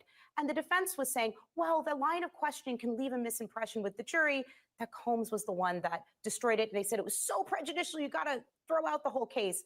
And what the judge is going to do is just instruct the jury to not listen to that testimony. Delete me. The internet can be a crazy place, but you know what? It's full of your data. Data brokers are... We're worried about this. We're worried that you heard it. Sometimes yeah. That's the thinking. It's so key that you said that, because when deciding whether to make these objections, you do draw attention to testimony when a judge then gives a limiting instruction and says, okay, you may have heard that they testified X. You need to disregard that. Do not use it in your deliberations. It's irrelevant. I mean, you're I'm trying to unring the bell. Unring the bell. One more thing. We have heard in the past his lawyer talking about the idea that Diddy would want to testify. It's one thing to say that ahead of your trial. It's another thing to sit through the trial, see how it's going, and make that call. What are going to be the signals to you that that might actually happen? I honestly don't know. And I'm saying this because he's in so much legal peril that putting him on the stand, in my opinion, would be probably a bad tactical decision, because the government has so much information that they can go and cross him on. If he doesn't come out as credible, cross-examine. Like there's a lot of questions that have been raised. Correct. So if he were to go on the stand, would he be doing, Audie, is painting the picture that this was all voluntary, he's just into kink, it's consensual. So he would get to tell his side of the story, which would be very helpful. However, the government would then get to go and bring in all these documents, ask him all these questions. And if he comes off as unlikable or not a truth teller, that could potentially really sink him. And the defense is doing the best job they possibly can. A lot of times when they put a defendant on the stand, it's either because the client insists upon it, or it is a Hail Mary. They didn't get out from cross or through their case what they needed to. And so they have to put the defendant on the stand so they can go and piece together this story. But I should say, we don't know that's going to happen, but I think now we know the scenarios where it could. It would be, if it did, Yeah. I would be heading up to New York to watch it. I'll tell you Yeah, that right it's now. true, and we would have you on. So thank you, Elise Adamson, former federal prosecutor. And of course, if you want to know more details, get the download at the end of each day. Check out the CNN podcast hosted by Laura Coates. It's called Trial by Jury. New episodes out almost every day. Disturbing testimony in the Sean Combs racketeering and sex trafficking trial. Back on the stand, Combs' former stylist, Deontay Nash. Nash made several explosive claims Wednesday, including that he saw Combs assault Cassie Ventura multiple times. He also testified that he heard Combs threaten Ventura, including threats to release sex tapes of her and damage her music career. Nash also testified that Ventura told him she did not want to attend Combs' drug-fueled and so-called freak-offs. The prosecution says its next witness will be another one of Combs' former assistants who will testify under a pseudonym. Here with me now, defense and trial attorney Misty Maris. From this stylist, is this the first time that we've heard someone corroborate Ventura, who said she didn't want to take part in this? Is this the first time we've heard someone say, yes, I heard her say she did not want to be a part of the freak-off? Yes, Sarah. And this is going back to, in real time, what she was communicating to somebody who was not only her stylist, but was a very close friend for a long period of time. And in fact, he testified that they're still friends. But even more so than that corroboration, you also have Deontay Nash, the stylist, observing this physical abuse, but take it a step further. He hears these threats. He tries to help her get away, go to hotels to get away from Combs when he's violent or when he's seeking her out. And guess what she's met with, according to Nash? Security guards coming to the hotel to bring her back. A time where they're riding in a car and the security guards cut them off, and another altercation happens between Combs and Cassie. So this all speaks to that larger element of force, fraud, and coercion that prosecutors need to establish. So she's basically living under threats during this period of time that she's with Combs. So of all we've heard, I think this is the 13th witness, of all we've heard, this seems to be a significant point where they're starting to turn to try to show, hey, here's all the things to corroborate what Cassie Ventura said, but this helps us with our particular case with racketeering and with sex trafficking to some degree, because she said that she didn't want to do it and then she was sort of coerced into doing it. All right, let's move on to the person who is going to be testifying after Nash finishes testimony today, someone named Mia. Now, why is this person under a pseudonym? So this person's under a pseudonym because they're anticipated they're going to testify about sexual abuse that they experienced at the hands of Combs. So Mia is a very consequential witness from what we know right now. First, she's referenced in the opening statements by prosecutors. So that means they're foreshadowing her testimony. She's a victim of sexual abuse. She was an assistant of Combs. So she's likely to testify about what is this criminal enterprise. It's called the method and means, which in layman's terms, how it works. She's also been referenced in others' testimonies, so she's probably a corroborating witness as well. So her testimony is pretty key, and it's not only going to go through today, it's anticipated to go through tomorrow as well. Okay, more updates have come in. Let's get into it. Okay, 4 minutes ago from CNN, a former assistant to Sean Diddy Combs said there were various ways that he would punish her, including by threatening her job and insulting her intelligence. She said there was a lot of getting cursed out and humiliated and berated when she worked for him. Now, the assistant says she was his only personal assistant for about a year, and it was very difficult. Assistant U.S. Attorney Madison Smizer asked how she felt during that time. She said, I didn't have time to feel, but like it was insane. She said that Combs gave her a pep talk. Okay, we already got this from Inner City Press. He gave her a pep talk when he told her that she would temporarily be the only assistant and positioned it as though they were going to be doing this as a team. She said the fact that Combs believed in her made her want to prove herself to him. Okay, now they have taken a short break for 10 minutes. Okay, so Inner City Press says, AUSA asked, what was Revolt Films? Mia said, Puff and I started together. AUSA says, were you still performing personal assistance duties? And she says, yes. AUSA says, how much did you get paid? She says 70,000, then 100,000. There were supposed to be bonuses. AUSA said, did you get them? She said, no. Okay. It sounds like some of this is going to lead into the forced labor also, because you have DJ Big Six said like a coach. Okay, exactly. But it sounds like some of this is the forced labor that they have charged him with, because you having people work all this time, and then like he owed Capricorn Clark like what, $80,000 in overtime and refused to pay it, and then making these people stay on the property. They couldn't leave, and so the security would come and snatch them back up. Yeah, he was forcing them to work 5 days with no sleep. This all is forced labor at the end of the day. But let's keep listening. This trial just keeps giving so many disturbing details. We will see how the prosecution goes forward with this case today. Court starts in just a bit here. Misty Maris, it's always a pleasure. Thank you so much. Thank you, Sarah. John? Day 10 of Diddy's trial, I saw the tearful testimony from a former Diddy employee who'd spent years in his inner circle. She claims that he kidnapped her and threatened to kill her. In just a moment, my team of legal experts and court insiders will go through what we heard from Capricorn Clark. Now, her testimony is critically important to the prosecution because her job put her inside the core of Diddy's business empire. Now, Clark testified that she was kidnapped, her words, when Diddy found out that Cassie Ventura was dating Kid Cudi. She also told the jury today about the multiple times that Diddy had threatened her own life, including during her very first day on the job. And she said that Diddy had final approval over every aspect of Cassie's career.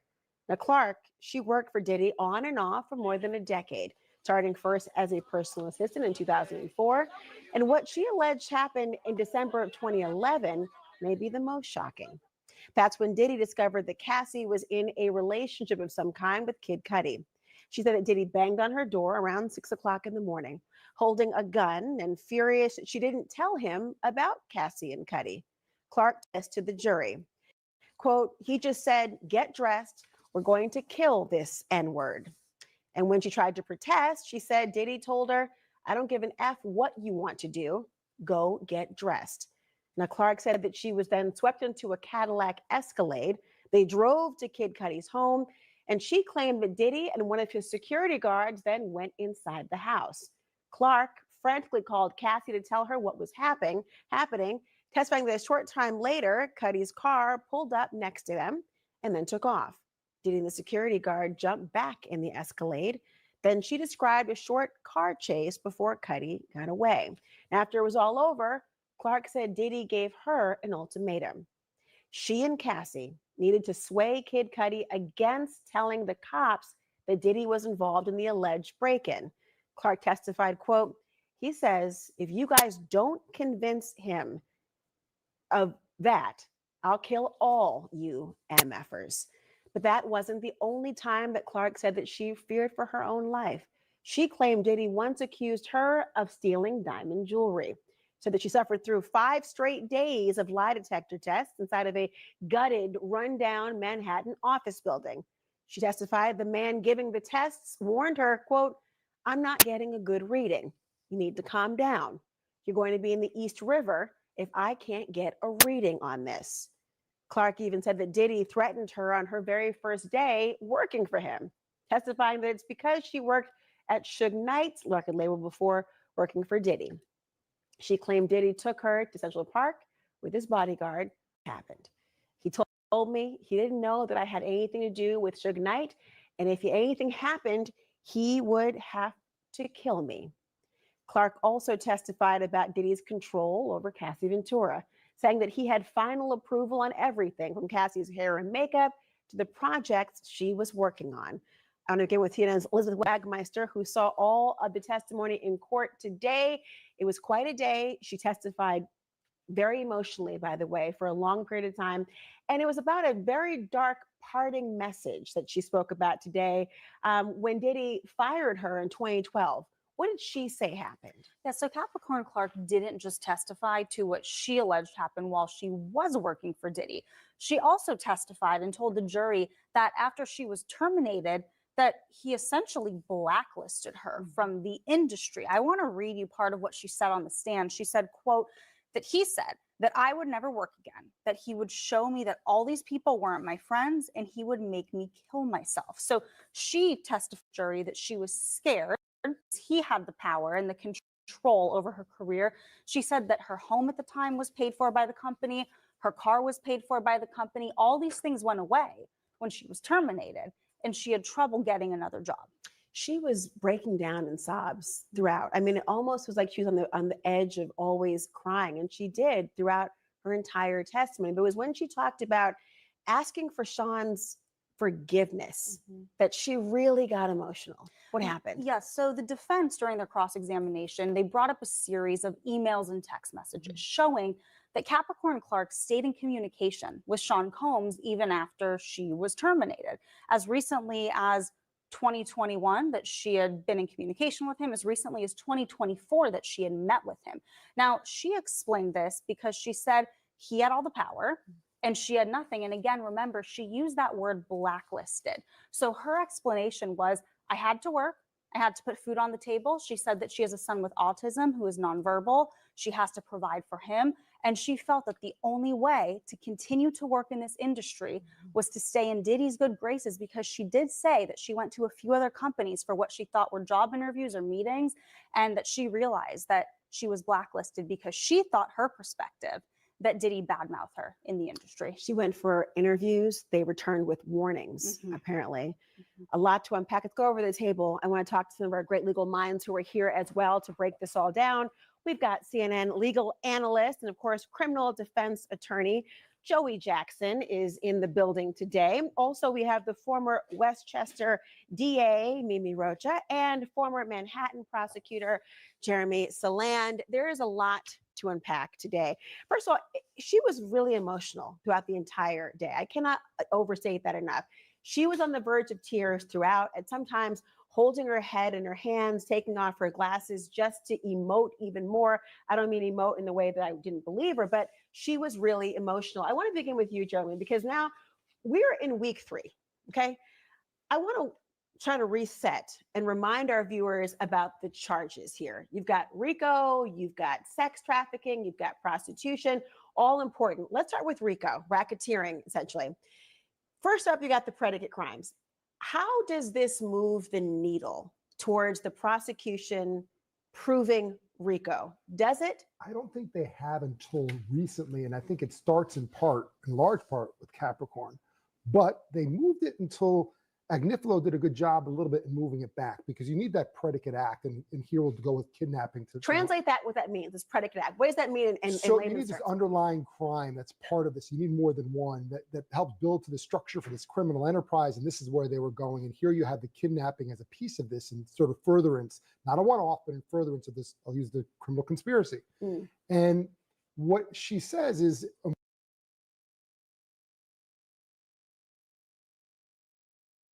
as it pertains to the predicate acts that he's speaking on, he said you need more than one. You actually, you do need more than one, but you actually only need 2. And the 2 predicate acts have to have been committed within a 10-year span. Okay, remember I told you all that. So at the end of the day, I absolutely think that Diddy has committed to even more of the predicate acts. Okay, this is absolutely RICO, and Diddy's going down. Okay, it's a RICO by the Fed's definition of a RICO. That's all I'm saying.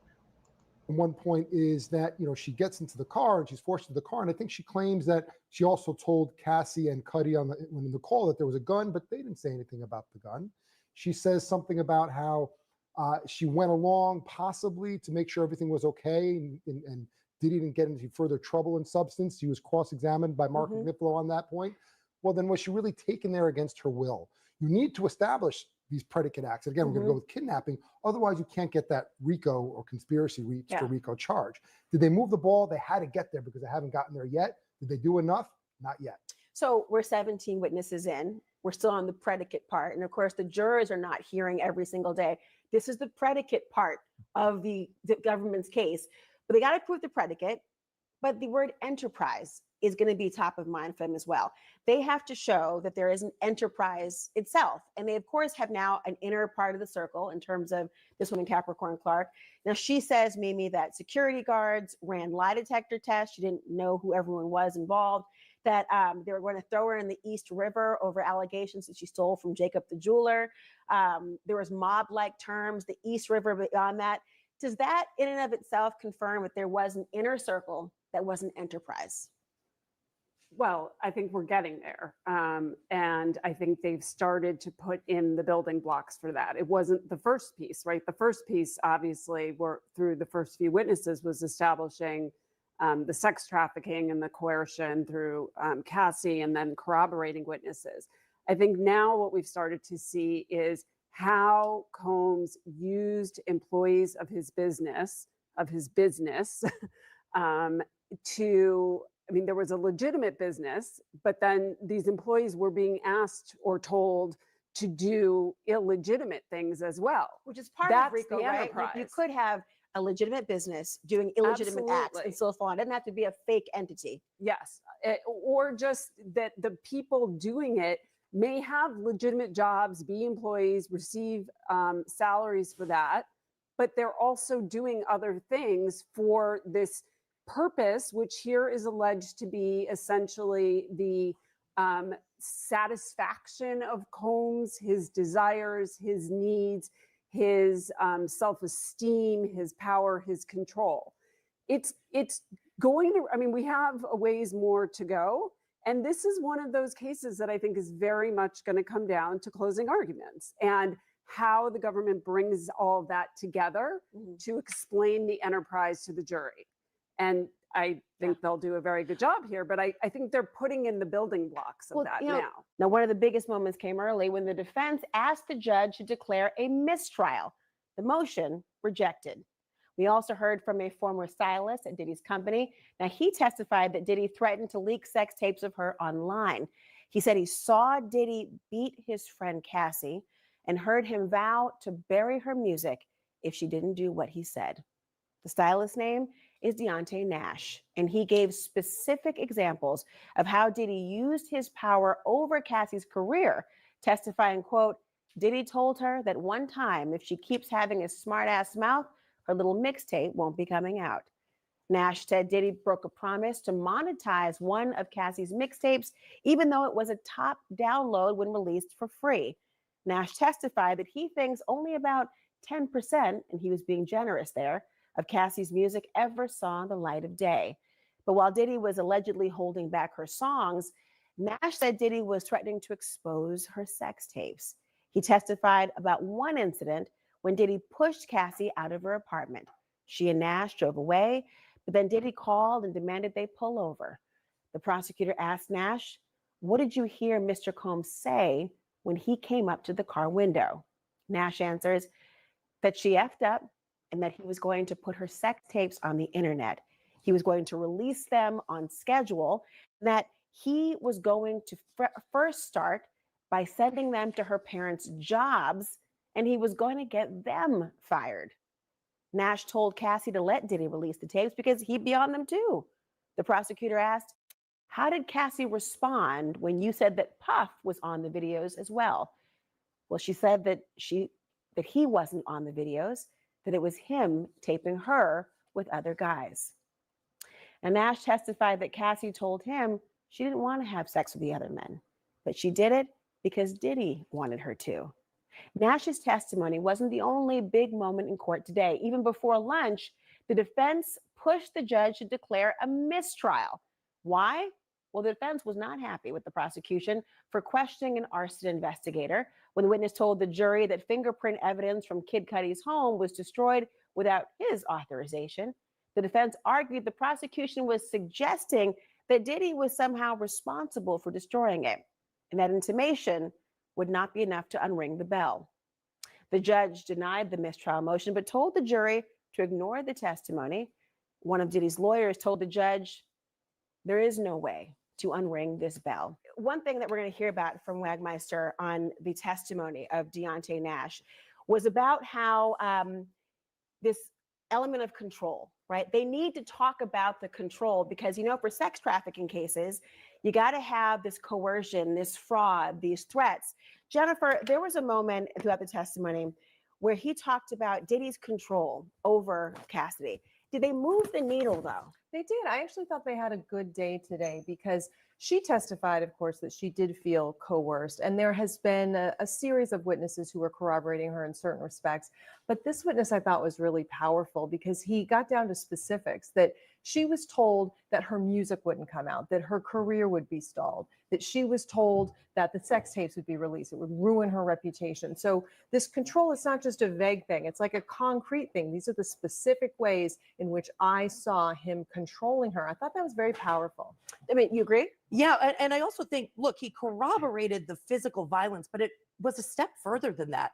He talked about times when Deontay saw Diddy come to find Cassie with like 5 or 6 of these security guards that we've heard so much about.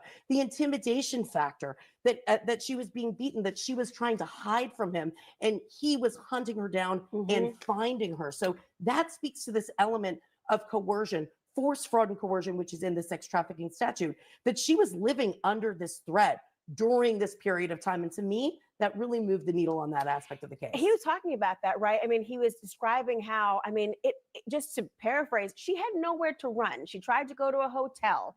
And she was supposed to call Deontay on the phone when she got to the safe house, this hotel. When she called, Diddy saw the phone and saw the hotel pop up. They then went to the hotel and told him to go get her. I mean, at one point she describes even perhaps taking drastic steps. Yes, and you know, now that my mic is working, I can read you part of this direct testimony from Deontay Nash, which is actually talking about that instance that you're referencing, Laura, but before. So he speaks about how Diddy shows up to his home and starts searching for Cassie. Here's what he said, quote, "Puff came in and he was like, where the F is she? He started looking all around my house, in the closets. He went in the oven. I don't know why he looked in the oven. He asked me where she was. Then when the prosecutor said, who is she? He clarified that it's Cassie. And then after he looked around his house, then he asked for his car keys and took his phone." So as Misty said, it feels like there was this culture of fear and monitoring and intimidation, at least according to Deontay Nash's testimony. And again, he was someone who was not just inside Combs's and Cassie's inner circle as a stylist. He was one of Cassie's best friends. So he really was hearing from her in real time what she perceived was happening. And they're still very close, right? Very close. In fact, he said that he spoke to her yesterday to congratulate her for the birth of her baby boy, which is really kind of an incredible turn of events after her testimony that we saw across the course of 4 days. Of course, she was very pregnant when she testified, but Deontay Nash was asked about how close he was with Cassie still, and he said, we're very close. You know, I spoke to her yesterday. He was also, by the way, asked if he still speaks to Combs, and he did admit that he has stayed in touch with him. He said it in a very nonchalant way, basically like, of course I would talk to him. He's Sean Combs. And when asked how he feels about him being there today in court, he said, I don't hate him. It's not in me. It was an amazing moment. And just the idea of all the people that Misty was talking about who were there. I mean, security is ever present when we're talking about any of these allegations. In building the enterprise, the prosecution is trying to show the inner circle and people who work for Bad Boy more broadly.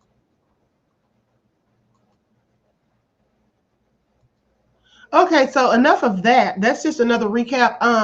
At the end of the day, now they're saying that the former assistant is back on the stand.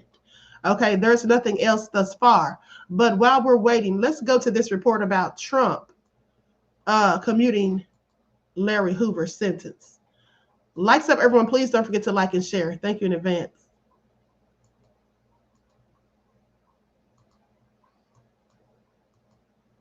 Larry Hoover is currently at the notorious Supermax prison in Colorado. His family hasn't been able to speak with him today to get his reaction to his commutation. Hoover still faces the remainder of a state prison sentence for murder, but his family is hoping for clemency from Governor Pritzker. It's overwhelming.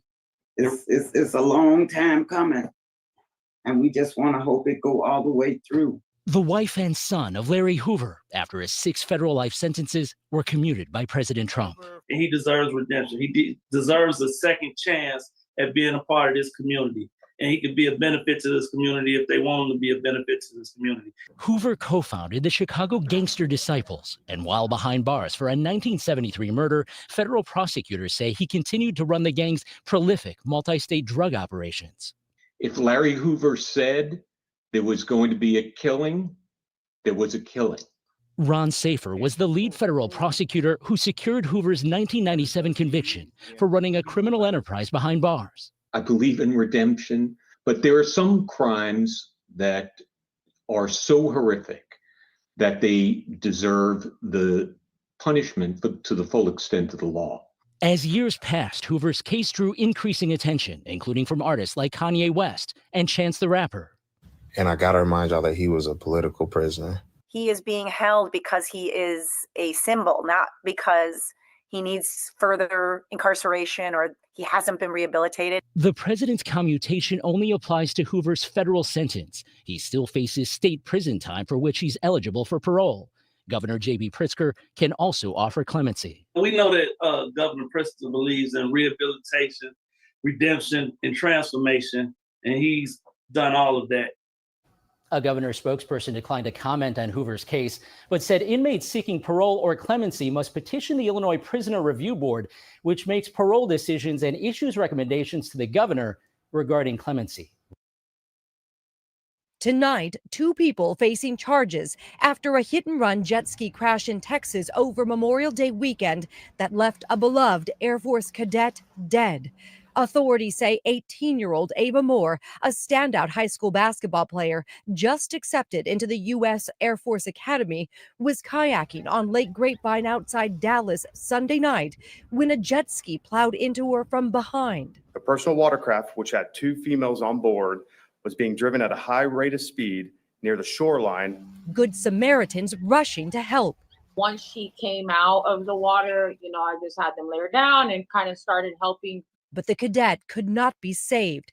Police say the alleged jet ski driver, 21-year-old Decarlin Gonzalez, fled the scene. She was arrested Tuesday, now charged with manslaughter. Michael Coero Peroso, who police say wasn't on the jet ski, also facing charges tonight. Authorities say he hit 2 vehicles while allegedly driving Gonzalez away from the scene. DHS says both of these suspects are from Venezuela. They were apprehended, arrested at the border, and then processed and released into the U.S. The family asking for privacy tonight as they continue to grieve. Mireya Villarreal, ABC News, just outside Dallas, Texas. The surveillance video is shocking. Okay, so a couple of more updates. Okay, so Mia, a former assistant to Sean Diddy Combs, said she met Cassie Ventura through the rapper. We became like sisters, best friends, she said. She said they are still good friends till this day. Now, she said she saw Sean Diddy Combs and Cassie Ventura together all the time when she was working. She said their relationship was unequal and toxic. It was a cycle of highs and lows. He was abusive towards her. That's from CNN. Okay, so now we're going to go to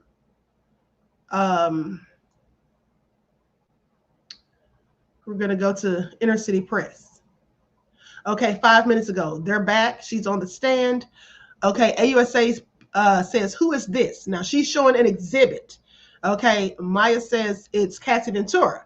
AUSA says, how did you know her? She says, working for Puff, we became close friends.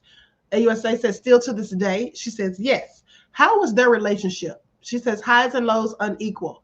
Was there violence in the relationship? Yes. AUSA says, well, we'll get back to that. What was Mr. Combs' role with respect to her career? She says, he decided on everything, shows, the look. AUSA says, what is this?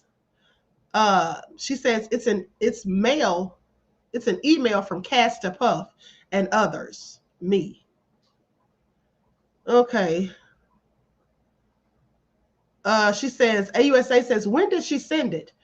She says, it was 4 a.m. It says 7 a.m., but we were in California. It was one of their hotel nights. AUSA says, what did she write? She says she was canceling, apologizing to Interscope and others. AUSA says, did Mr. Combs respond? Please read.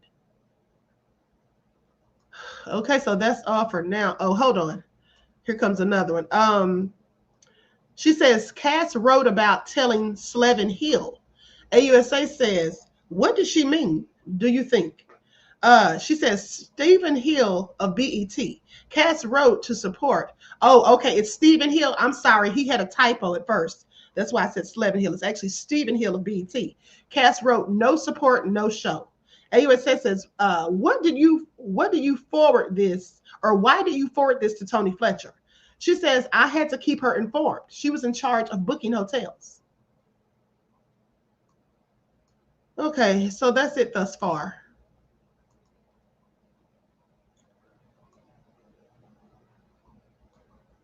It happened in late December of last year. First, okay, that all being said, I'm going to stop the share on that. So this is getting, this is getting worse and worse for Diddy. I want y'all to pay attention. Diddy's going down. They already have many people testifying to the same thing, making the same allegations and whatnot. Okay. Now, here's another update from CNN. Sean Diddy Combs was in charge of Cassie Ventura's music career. His former assistant, Maya, testified and said that he always made the final decisions. Who else said that? Okay, Capricorn said the same thing. Those decisions would range anywhere from deciding like what music would be put out, the visual aspects of any music videos, when she would be in the studio, her appearance in any sort of shows or appearances or dates or promotions that she would be involved with. Maya said that she was privy to a lot of goings on in Combs' label business because people would contact her to get answers from him. She also often sat in on meetings with Combs and Ventura that concerned Ventura's career. Okay, so that was from 1 minute ago. So far, that's all we have for now. Okay, so I'm going to put on some music while I look for further updates. Likes up, everyone, please. Don't forget to like and share. Thank you.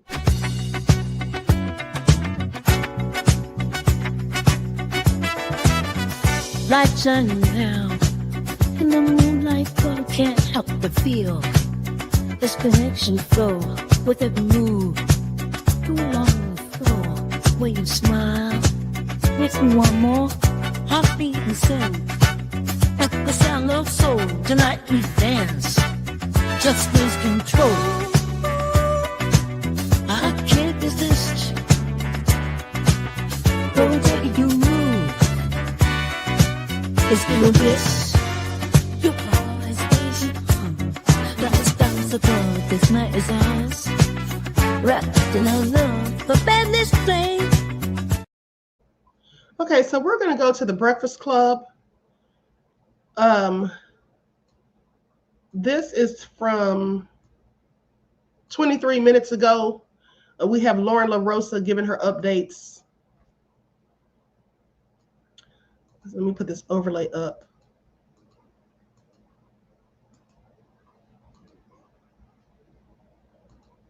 Defense attorneys asked for a mistrial because they said that after it was revealed in court yesterday, after they were speaking to an arson investigator, that the fingerprint. So you remember we had the conversation about there was fingerprints found on this bottle in the car when the cocktail was thrown and all those things, right? Allegedly.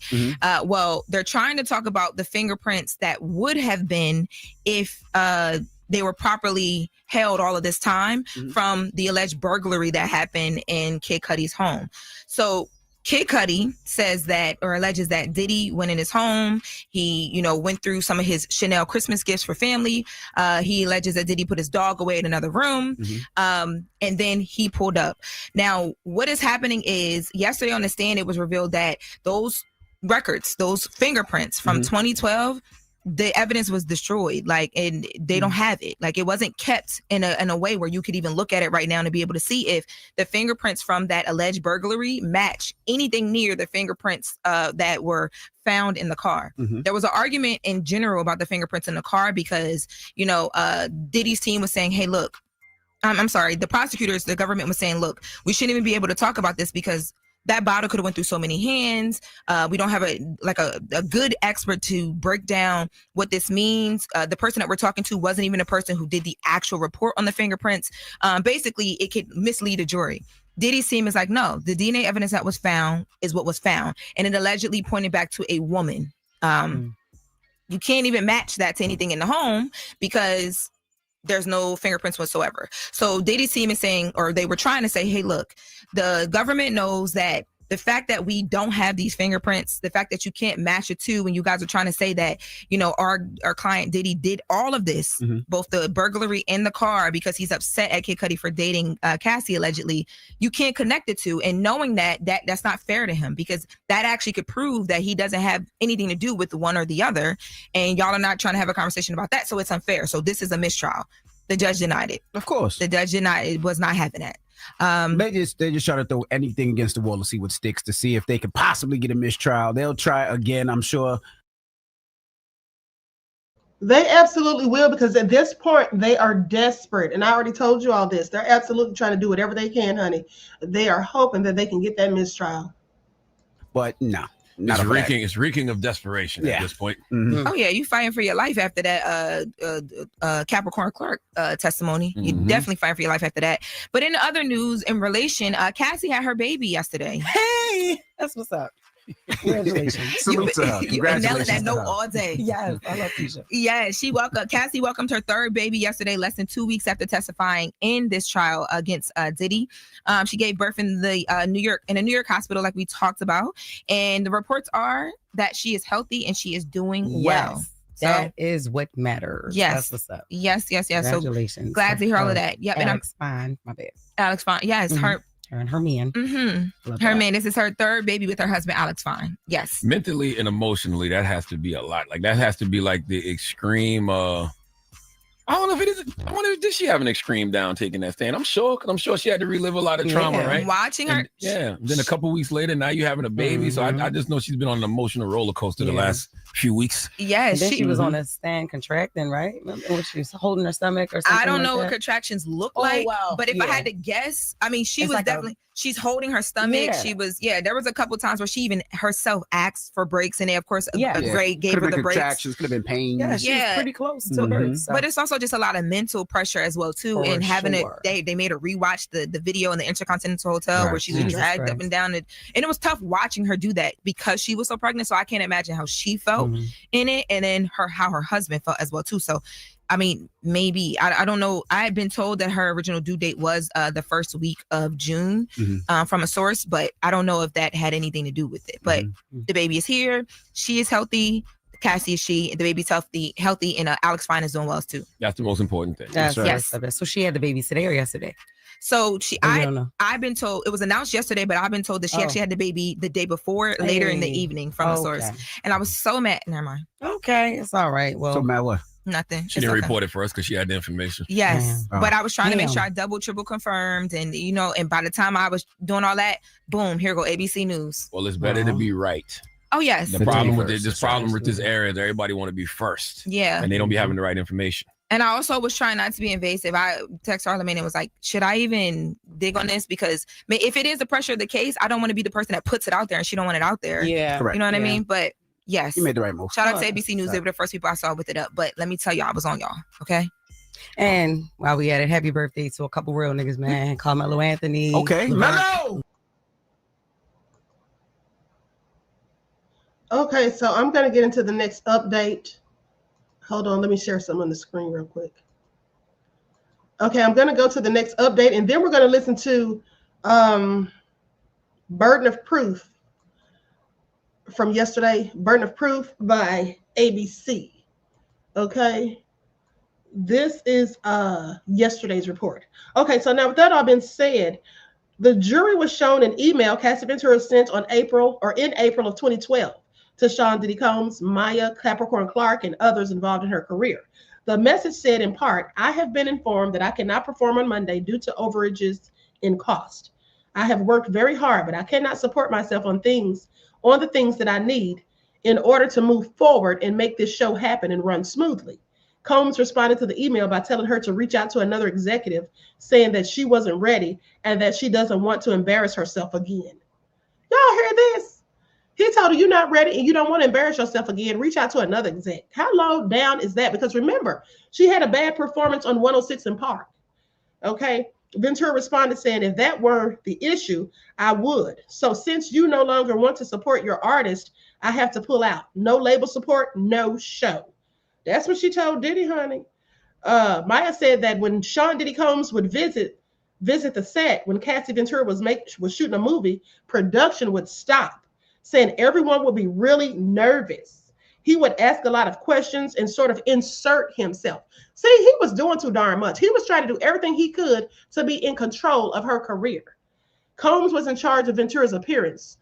She said that she would, Maya said that she would send photos of Ventura's outfits, hairstyles, and nails while she was at the salon to get his approval. Damn, she can't even get her nails done? Oh, that's right. He did want her to have the white nail polish, remember, to hold the big black D's. Freak. Combs would ask Mia to send photos, she said. That's a darn shame, honey. This is all so nefarious. Okay, well, anyway, let's get into this report.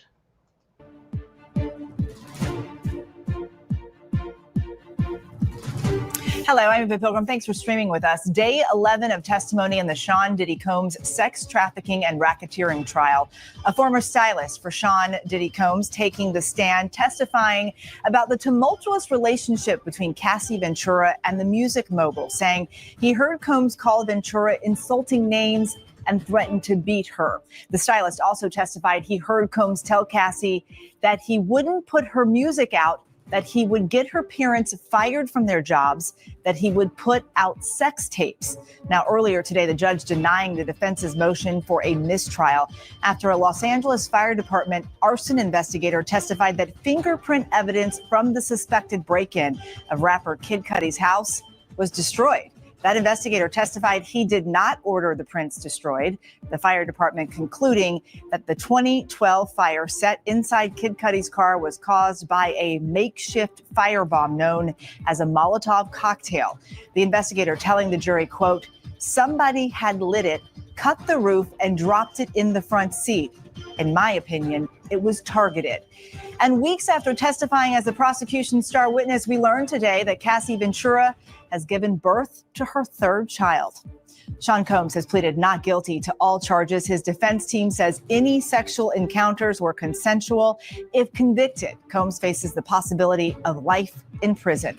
We have our team closely following the case from inside the courtroom, but we begin outside the federal courthouse in Manhattan with Aaron Kotursky, our chief investigative correspondent. Aaron, the trial might be here in New York, but much of today's testimony was about something that happened in Los Angeles. Right in the Hollywood Hills, Eva, when Kid Cudi says his Porsche 911 Cabriolet was torched with a Molotov cocktail. And Lance Jimenez, the LA Fire Department arson investigator who responded, showed the jury pictures of everything that he encountered. The 40-ounce bottle of malt liquor, Old English 800, was the bottle used to make the Molotov cocktail. There was what he described as a fancy handkerchief or some kind of cloth used as the wick. Gasoline in the bottle dropped through a slit that was cut in the canvas roof of the sports car. But all of that paled in comparison to the fingerprints that Jimenez revealed had been discovered at Kid Cudi's house. Apparently, Eva, after the earlier break-in at Kid Cudi's house, and remember there's been testimony that Sean Combs had a bodyguard, ended up at Kid Cudi's house after he got upset that Kid Cudi had been dating Cassie Ventura. After that break-in, apparently Kid Cudi had his whole house swept for fingerprints and apparently gave the arson investigator 2 prints that were lifted from the glass door. Aaron, there was also a lot made about this black glove that was found. What was that all about? This was on cross-examination. And I think the goal of the defense was to try to undermine the credibility of the investigation, maybe suggest that the arson investigator had done a shoddy job, because the defense kept harping on this single black driving glove that was found on the back seat, maybe insinuating that, I don't know, Kid Cudi lit his own car on fire. It wasn't clear where the defense was going, but ultimately the arson investigator said the glove wasn't terribly significant because Kid Cudi told him it was his. At one point today, Sean Combs' defense team asked the judge to declare a mistrial. What led up to that?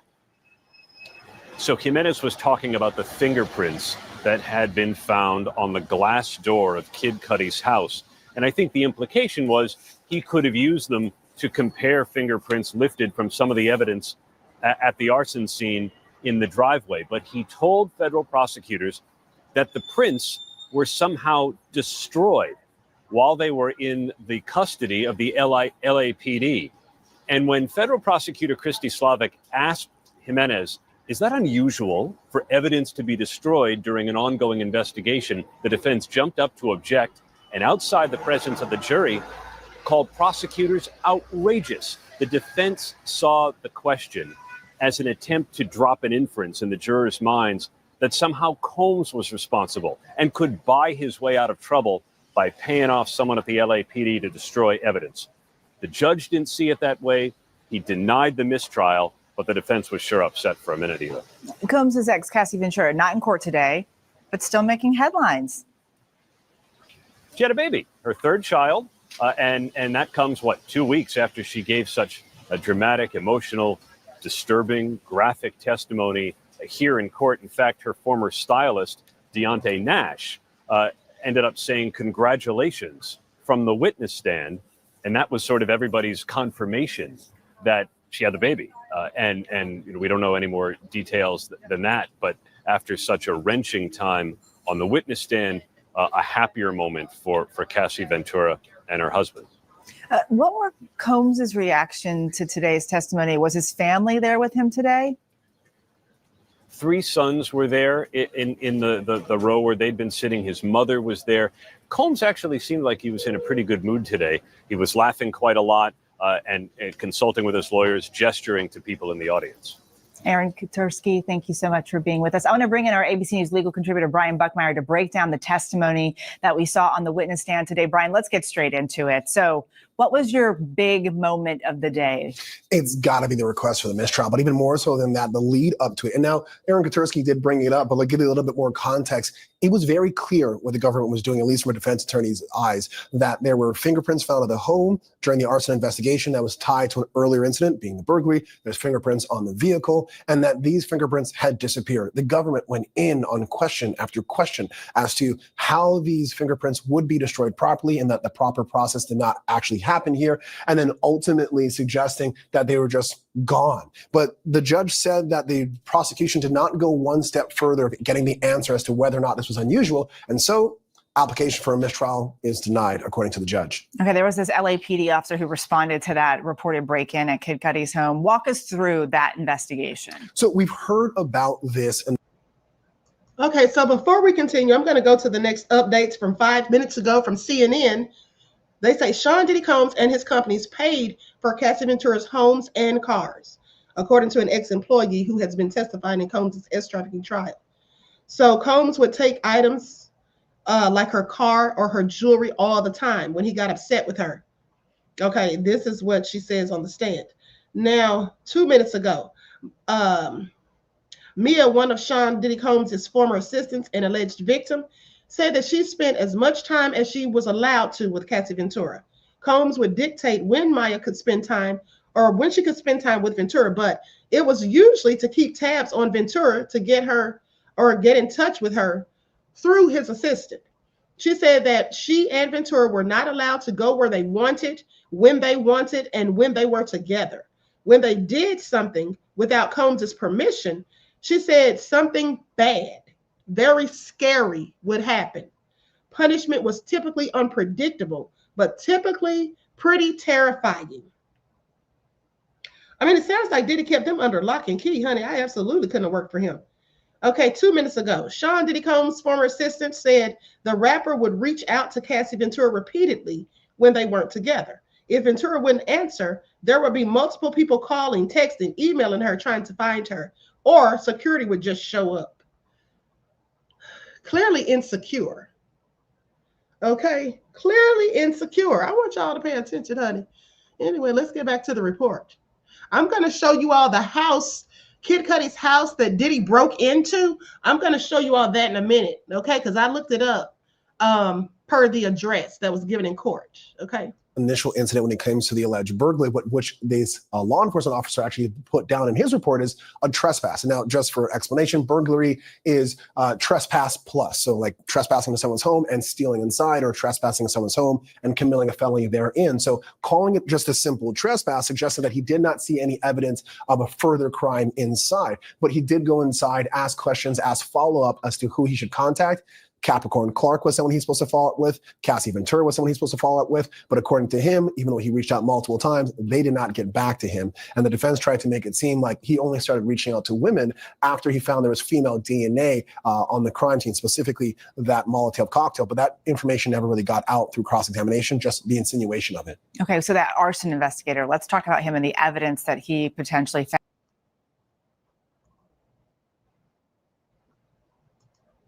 Okay, so we'll get back to that in a second, but I'm going to go now to these pictures of Kid Cudi's house. Or these, yeah. Likes up, everyone, please. Don't forget to like and share. Thank you in advance.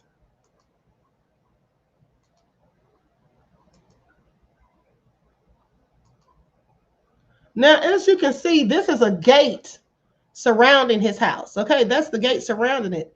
It's not very high. Okay, it certainly isn't very high. Diddy probably just jumped over. Okay, because the gate was, I'm sure it was locked.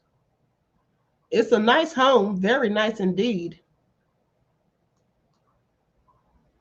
And it's also very secluded. If you notice all of the greenery around it, all the trees and stuff, it's very secluded, honey. If something were to happen back there, I'm sure nobody would hear your screams, is all I'm saying. This house was actually built in 1956, which is interesting because it looks really new.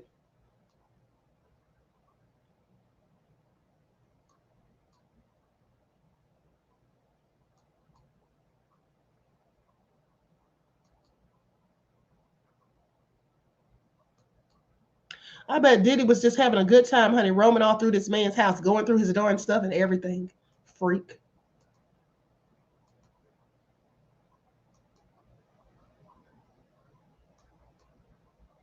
Quite frankly, I didn't even realize Kid Cudi had this type of money. I mean, I'm not a fan of his, so I guess I wouldn't know.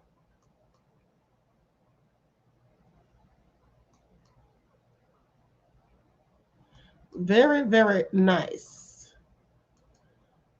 Okay. Terry Hinn said, wow, Diddy and his means are so evil. Yes, they absolutely are. Okay, absolutely nefarious. Okay, so now let me see if we have any more updates really quick before we go back to the video. Oh, okay. Mel said, not Mel. I picked up the wrong comment. Hold on. Hold on. I think it was Panther Strike.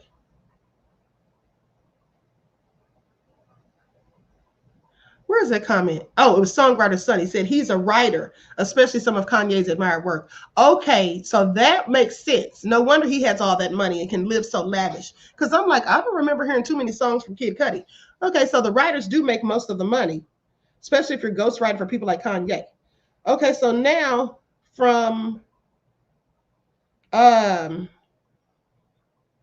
couple of updates from a minute ago. A former assistant, Sean Diddy Combs, has testified that she saw signs of violence in his relationship with Cassie Ventura all the time, and often saw Ventura's injuries afterward. The ex-employee, who's testified under the pseudonym of Mia, said that she saw Combs attack Ventura, throw her to the ground, chase her, and crack her head open.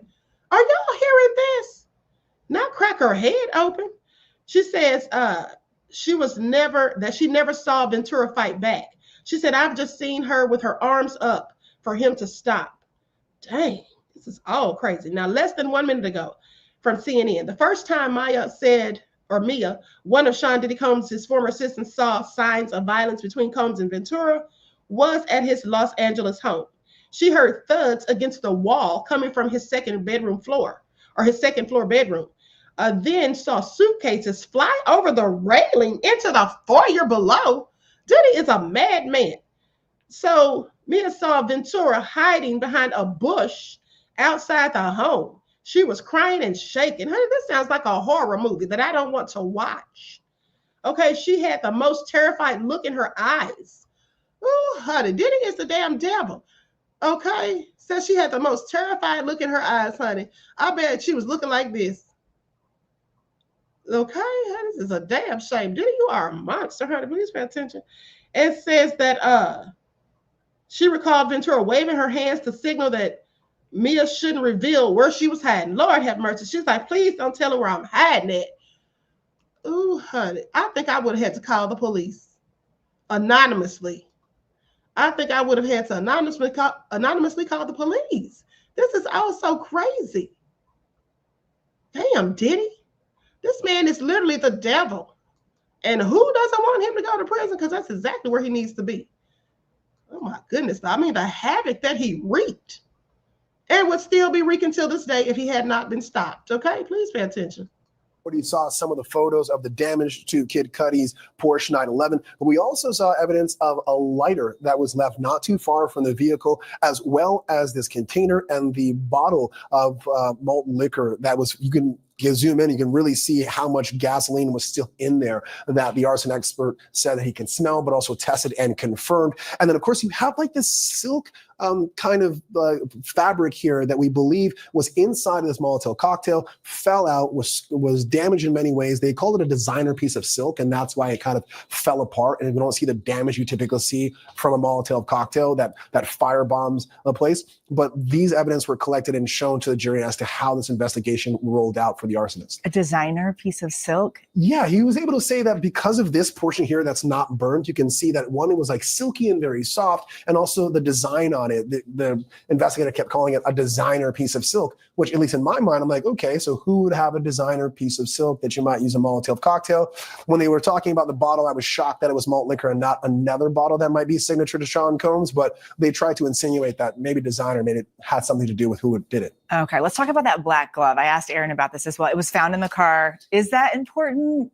So I think when it comes to the defense's case, there's not going to be one piece of evidence that you're going to say, you know what, this black glove is the reason why you must acquit. It's not that kind of case. But it was a small piece of evidence where they were trying to insinuate that the person who threw the Molotov cocktail inside of this car might have been using that black glove to protect themselves, and that the investigator should have investigated, should have seen what the DNA was, instead of simply taking the word of Kid Cudi to say that a single glove, because they couldn't find the other one, was his, and they should not test it or check it, saying that the alleged victim here is directing the investigation and not the people who are investigating the case. Brian Buckmeyer, always so good to have you break this down for us. Thank you so much. Well, the show is called Burden of Proof, and that burden, well, it rests on the prosecution. And here's the superseding indictment that they brought against Sean Combs. The very first count Diddy is facing: racketeering conspiracy. The indictment accused Combs of creating a criminal enterprise with members and associates engaging in crimes like sex trafficking, forced labor, kidnapping, arson, bribery, and obstruction of justice. But what exactly is racketeering conspiracy? To break it all down for us, I want to bring in Michael Bachner. He's a criminal defense attorney here in New York City who is not involved in this case. Michael, thank you so much for being with us. Okay, so Combs has denied the accusations, pleaded not guilty, but help us understand exactly what he's accused of. What is racketeering conspiracy?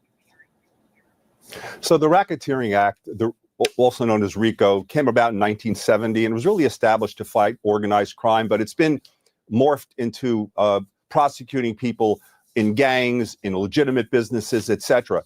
So basically, the government's got to prove that there was an enterprise. The enterprise is a partnership, a corporation, a group of people acting together like a gang.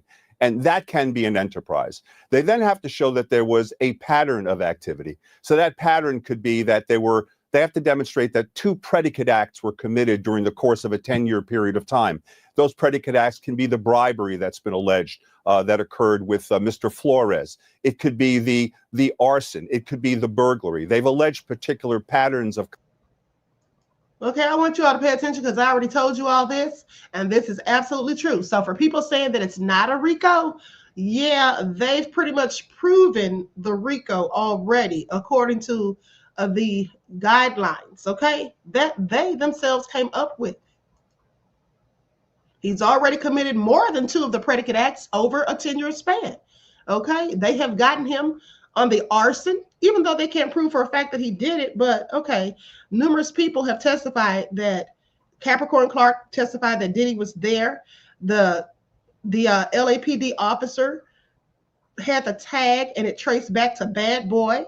Okay, so that's further proof. And then you have Kid Cudi saying that he spoke to Diddy and asked him, was he at his MFing house? And Diddy said, I just want to talk to you.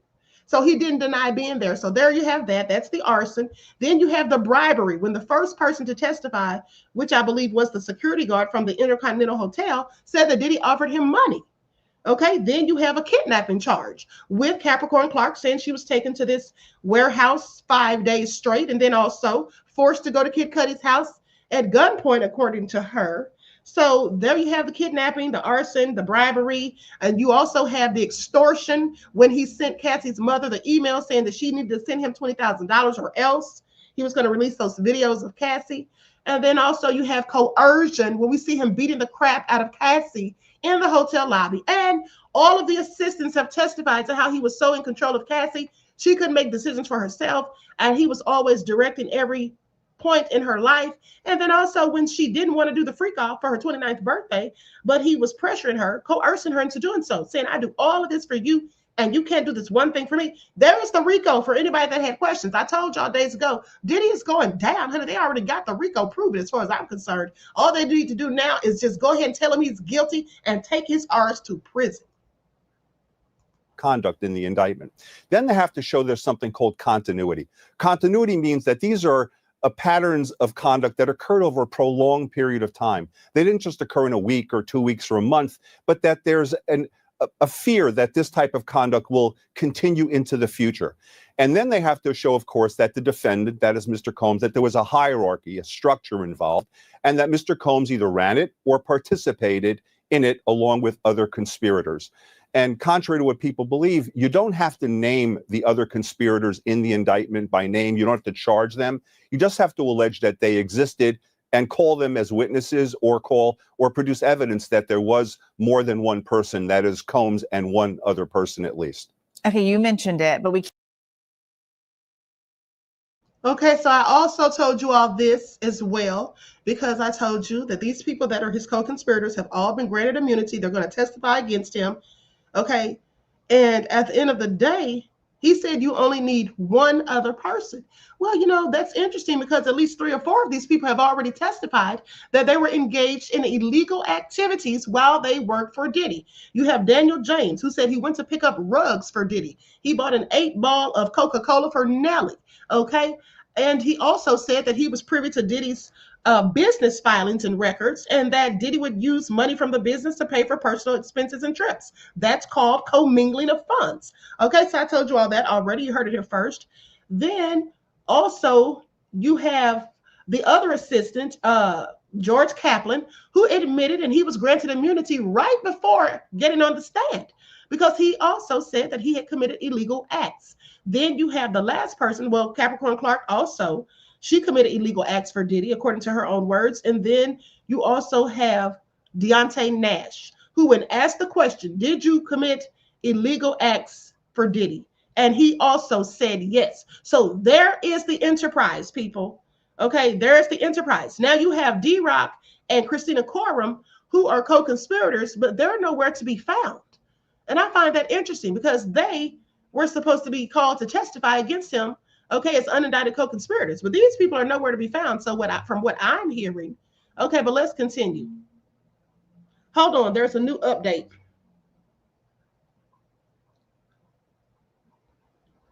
Okay, so Mia started choking up as she described the time that she saw or she witnessed Sean Diddy Combs attack Cassie Ventura. She testified Combs then followed Ventura into the bedroom. She says, I saw him pick her up and thought, is he going to kill her? He slammed her head into the corner of the bed, testifying that Ventura's head started gushing blood. Now here we again have somebody else attesting to that. And remember, Mia is the one who Deontay Nash said was with him when this all happened, and they both jumped on Diddy's back. Now, if she tells the same exact story, that's corroboration. Okay. When the attack eventually stopped, Combs told Mia to get in touch with an assistant to schedule an appointment with a plastic surgeon to fix up the gash on Ventura's head. He told Mia to say Ventura fell because she was drunk. Isn't that something? And now the other guy, Deontay, also said that he said she would get plastic surgery. Now, Mia said that she followed Combs' directions because she thought that was the only way to get her help and because Puff told me to. Prosecutor Madison Smizer asked Mia to describe how Combs appeared during the incident. She said his eyes turned like black and there was like no getting through. Like I was trying to get him to stop and it was like he was looking through me. She testified that it was the first time she realized the severe danger that we were actually in. See, that was his demon manifesting. I want you all to pay attention because she said that his eyes were black. Now, didn't someone else testify days ago saying that Diddy's eyes turned black? Okay, I think somebody absolutely did. And I'm telling y'all right now, that was his demons manifesting, okay? When you look at someone and they have a demon manifest, honey, you can see it in the eyes. Okay, the eyes turn dark black like a shark's eyes, like there's no soul behind them. And these people will be very angry, chaotic, and vicious. Okay, and I can see why she was afraid that they were going to die. She didn't realize the severity of it because, yes, Diddy is possessed by multiple demons as far as I'm concerned. Now, anyway, she says it looked like he was looking through me. She testified that it was the first time she realized the severe danger that we were actually in. She noted that Combs did not appear to be under the influence of any drugs during the attack. So he wasn't even high on anything. Okay? That was a demon.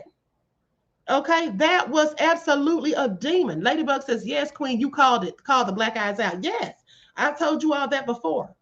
Specifically on the spiritual channel. Okay, so honey, this is all so scary, honey. Can you imagine? Keep hearing this term RICO in this case. What exactly is that? How tough is it to get a RICO conviction on something like this?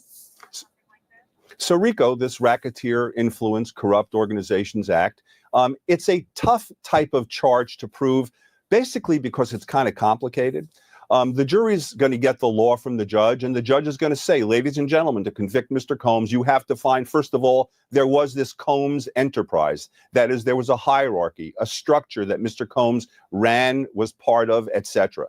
Then you're going to have to show that there was this pattern of activity. You're going to have to find that he at least committed or was involved in or directed the commission of an arson, a burglary, the bribery, the sex trafficking, some of the acts alleged in the indictment, which the judge will instruct the jury on. And then he's going to say that you must find this continuity purpose. And they're also, of course, going to have to show that Combs was involved in the conspiracy, that it was an actual agreement that he had. It doesn't have to be in writing. It doesn't have to be, written in blood. It's got to be an agreement, an understanding, even informal, with at least one other person, that this is how the structure of the organization would be running. And the organization can be a legitimate organization, but has illegitimate goals. And the government is alleging that this was a structured community that Combs ran, that people abided by his wishes. He directed that the abuse occur. He directed that these freak-offs occur, that people cleaned up for him, that people bribed for him, that people committed arson for him, they burglarized for him, all in support of the organization. It can't just be random unrelated acts. They have to be related conduct, these predicate acts. And the government's alleging all of this stuff together was in order for Combs to maintain his hierarchy, to maintain the enterprise. And the prosecution's still presenting their case, but when Combs's team gets up there to present his defense, how do you defend a case like this? Well, I was one of the lawyers in Combs's first case in 2001, representing a co-defendant in the case, and we were lucky not to have to deal with this type of RICO issue. But the defense is kind of the same. They're going to be alleging that the Combs's abuse, which they admitted on their opening statement existed, was domestic in nature. This is just a horrible way that he behaved. He's a bad guy. He's a creep, all of those things. But they're going to have to try and show that the acts were consensual, that there was no pattern, no conduct, and no hierarchy.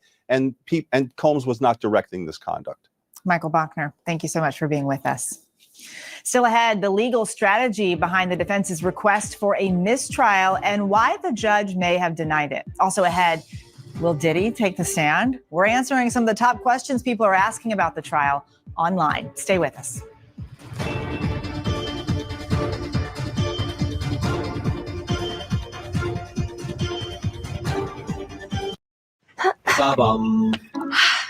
At Byberg, we're experts in small business insurance. We think through every risk factor for your industry, crunch the numbers with our nerdy mathematical formulas, and recommend the best policy options for your business needs. I don't get it. Oh, right. That's why Byberg experts do the homework for you. Just call or go to Byberg.com to get a quote in minutes. Now that I get. Probably could have led with that. Byberg.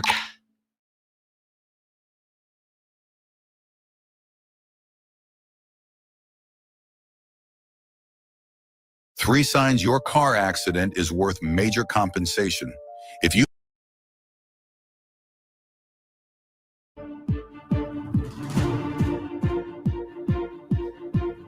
Welcome back to ABC News Live. Day 11 of testimony in the Sean Diddy Combs trial. A celebrity stylist to a Los Angeles Fire Department arson investigator, all taking the stand. Let's get right into breaking down the key legal strategies that we saw playing out in court. Brian Buckmeyer playing the defense, Bernarda Villalona playing prosecutor. Brian, let's start with you. We kind of talked about this a little bit earlier. The fingerprint evidence from the break-in at Kid Cudi's house. It caused a whole thing in court today.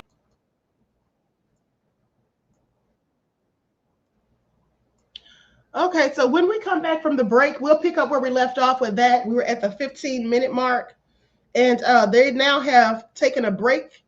Okay, they return at 1:15, so I will be back on live at 1:30. Okay, so let's go ahead and conclude the broadcast, and I will see you all back at 1:30. I have already posted the link. As a matter of fact, let me go ahead and put it in the chat. Likes up, everyone. Please be sure to like the video. Please like and share the video. Thank you in advance. Hold on just a second. Let me drop the link really quick. So I'll come back 15 minutes after they get started, so we don't have to sit here and just wait for updates. We'll actually already have them. Hold on.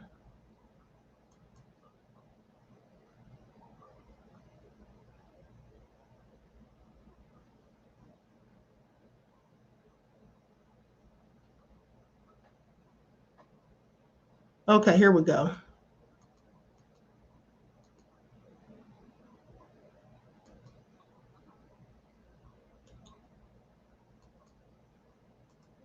All right, here's the link for the next broadcast starting at 1:30. Hope to see you all then. All right, until next time, beloveds, each one teach one. That's how we grow and thrive. Do something productive, constructive, but never destructive. And always remember, beloveds, to keep the Most High first in your lives. Peace.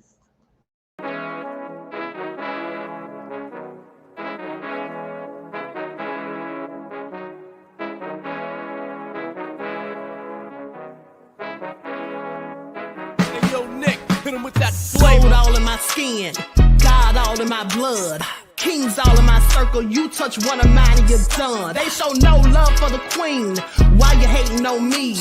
Is it cause I'm free and I got Malcolm X in my jeans? I got dreams like King Luther, shed blood like Kunta. You ain't helping my people, I ain't got nothing to say to ya. I want all the smoke like hookah. Talking reparations, America won't be great until they give us compensation. I'm like, I'm the hottest right now.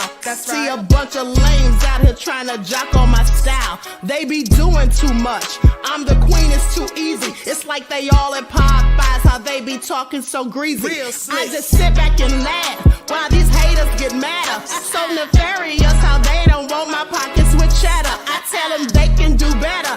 These snakes in the grass can leave a bite on your ass, cause y'all be trusting too fast. I got my foot on the gas, other one on they necks. Dropping receipts on haters, you better show some respect. I'm never facing regrets, we only facing the threats. Running through every challenge like a relay, break no sweat. It's a cold game, so I got that blanket with me. Now that my people awaken, ain't no going to sleep. I do not play by my piece. This time I'm playing for keeps. You talking slick, but when I see you like them ends, we gon' meet. And I got gold all in my skin, God all in my blood, kings all in my circle. You touch one of mine and you done. They show no love for the queen. Why they hating on me? Is it cause I'm free and I got Malcolm X in my jeans and I got gold all in my skin, God all in my blood, kings all in my circle. You touch touch one Ahmadiyyah dust. They show no love for the queen. Why they hating on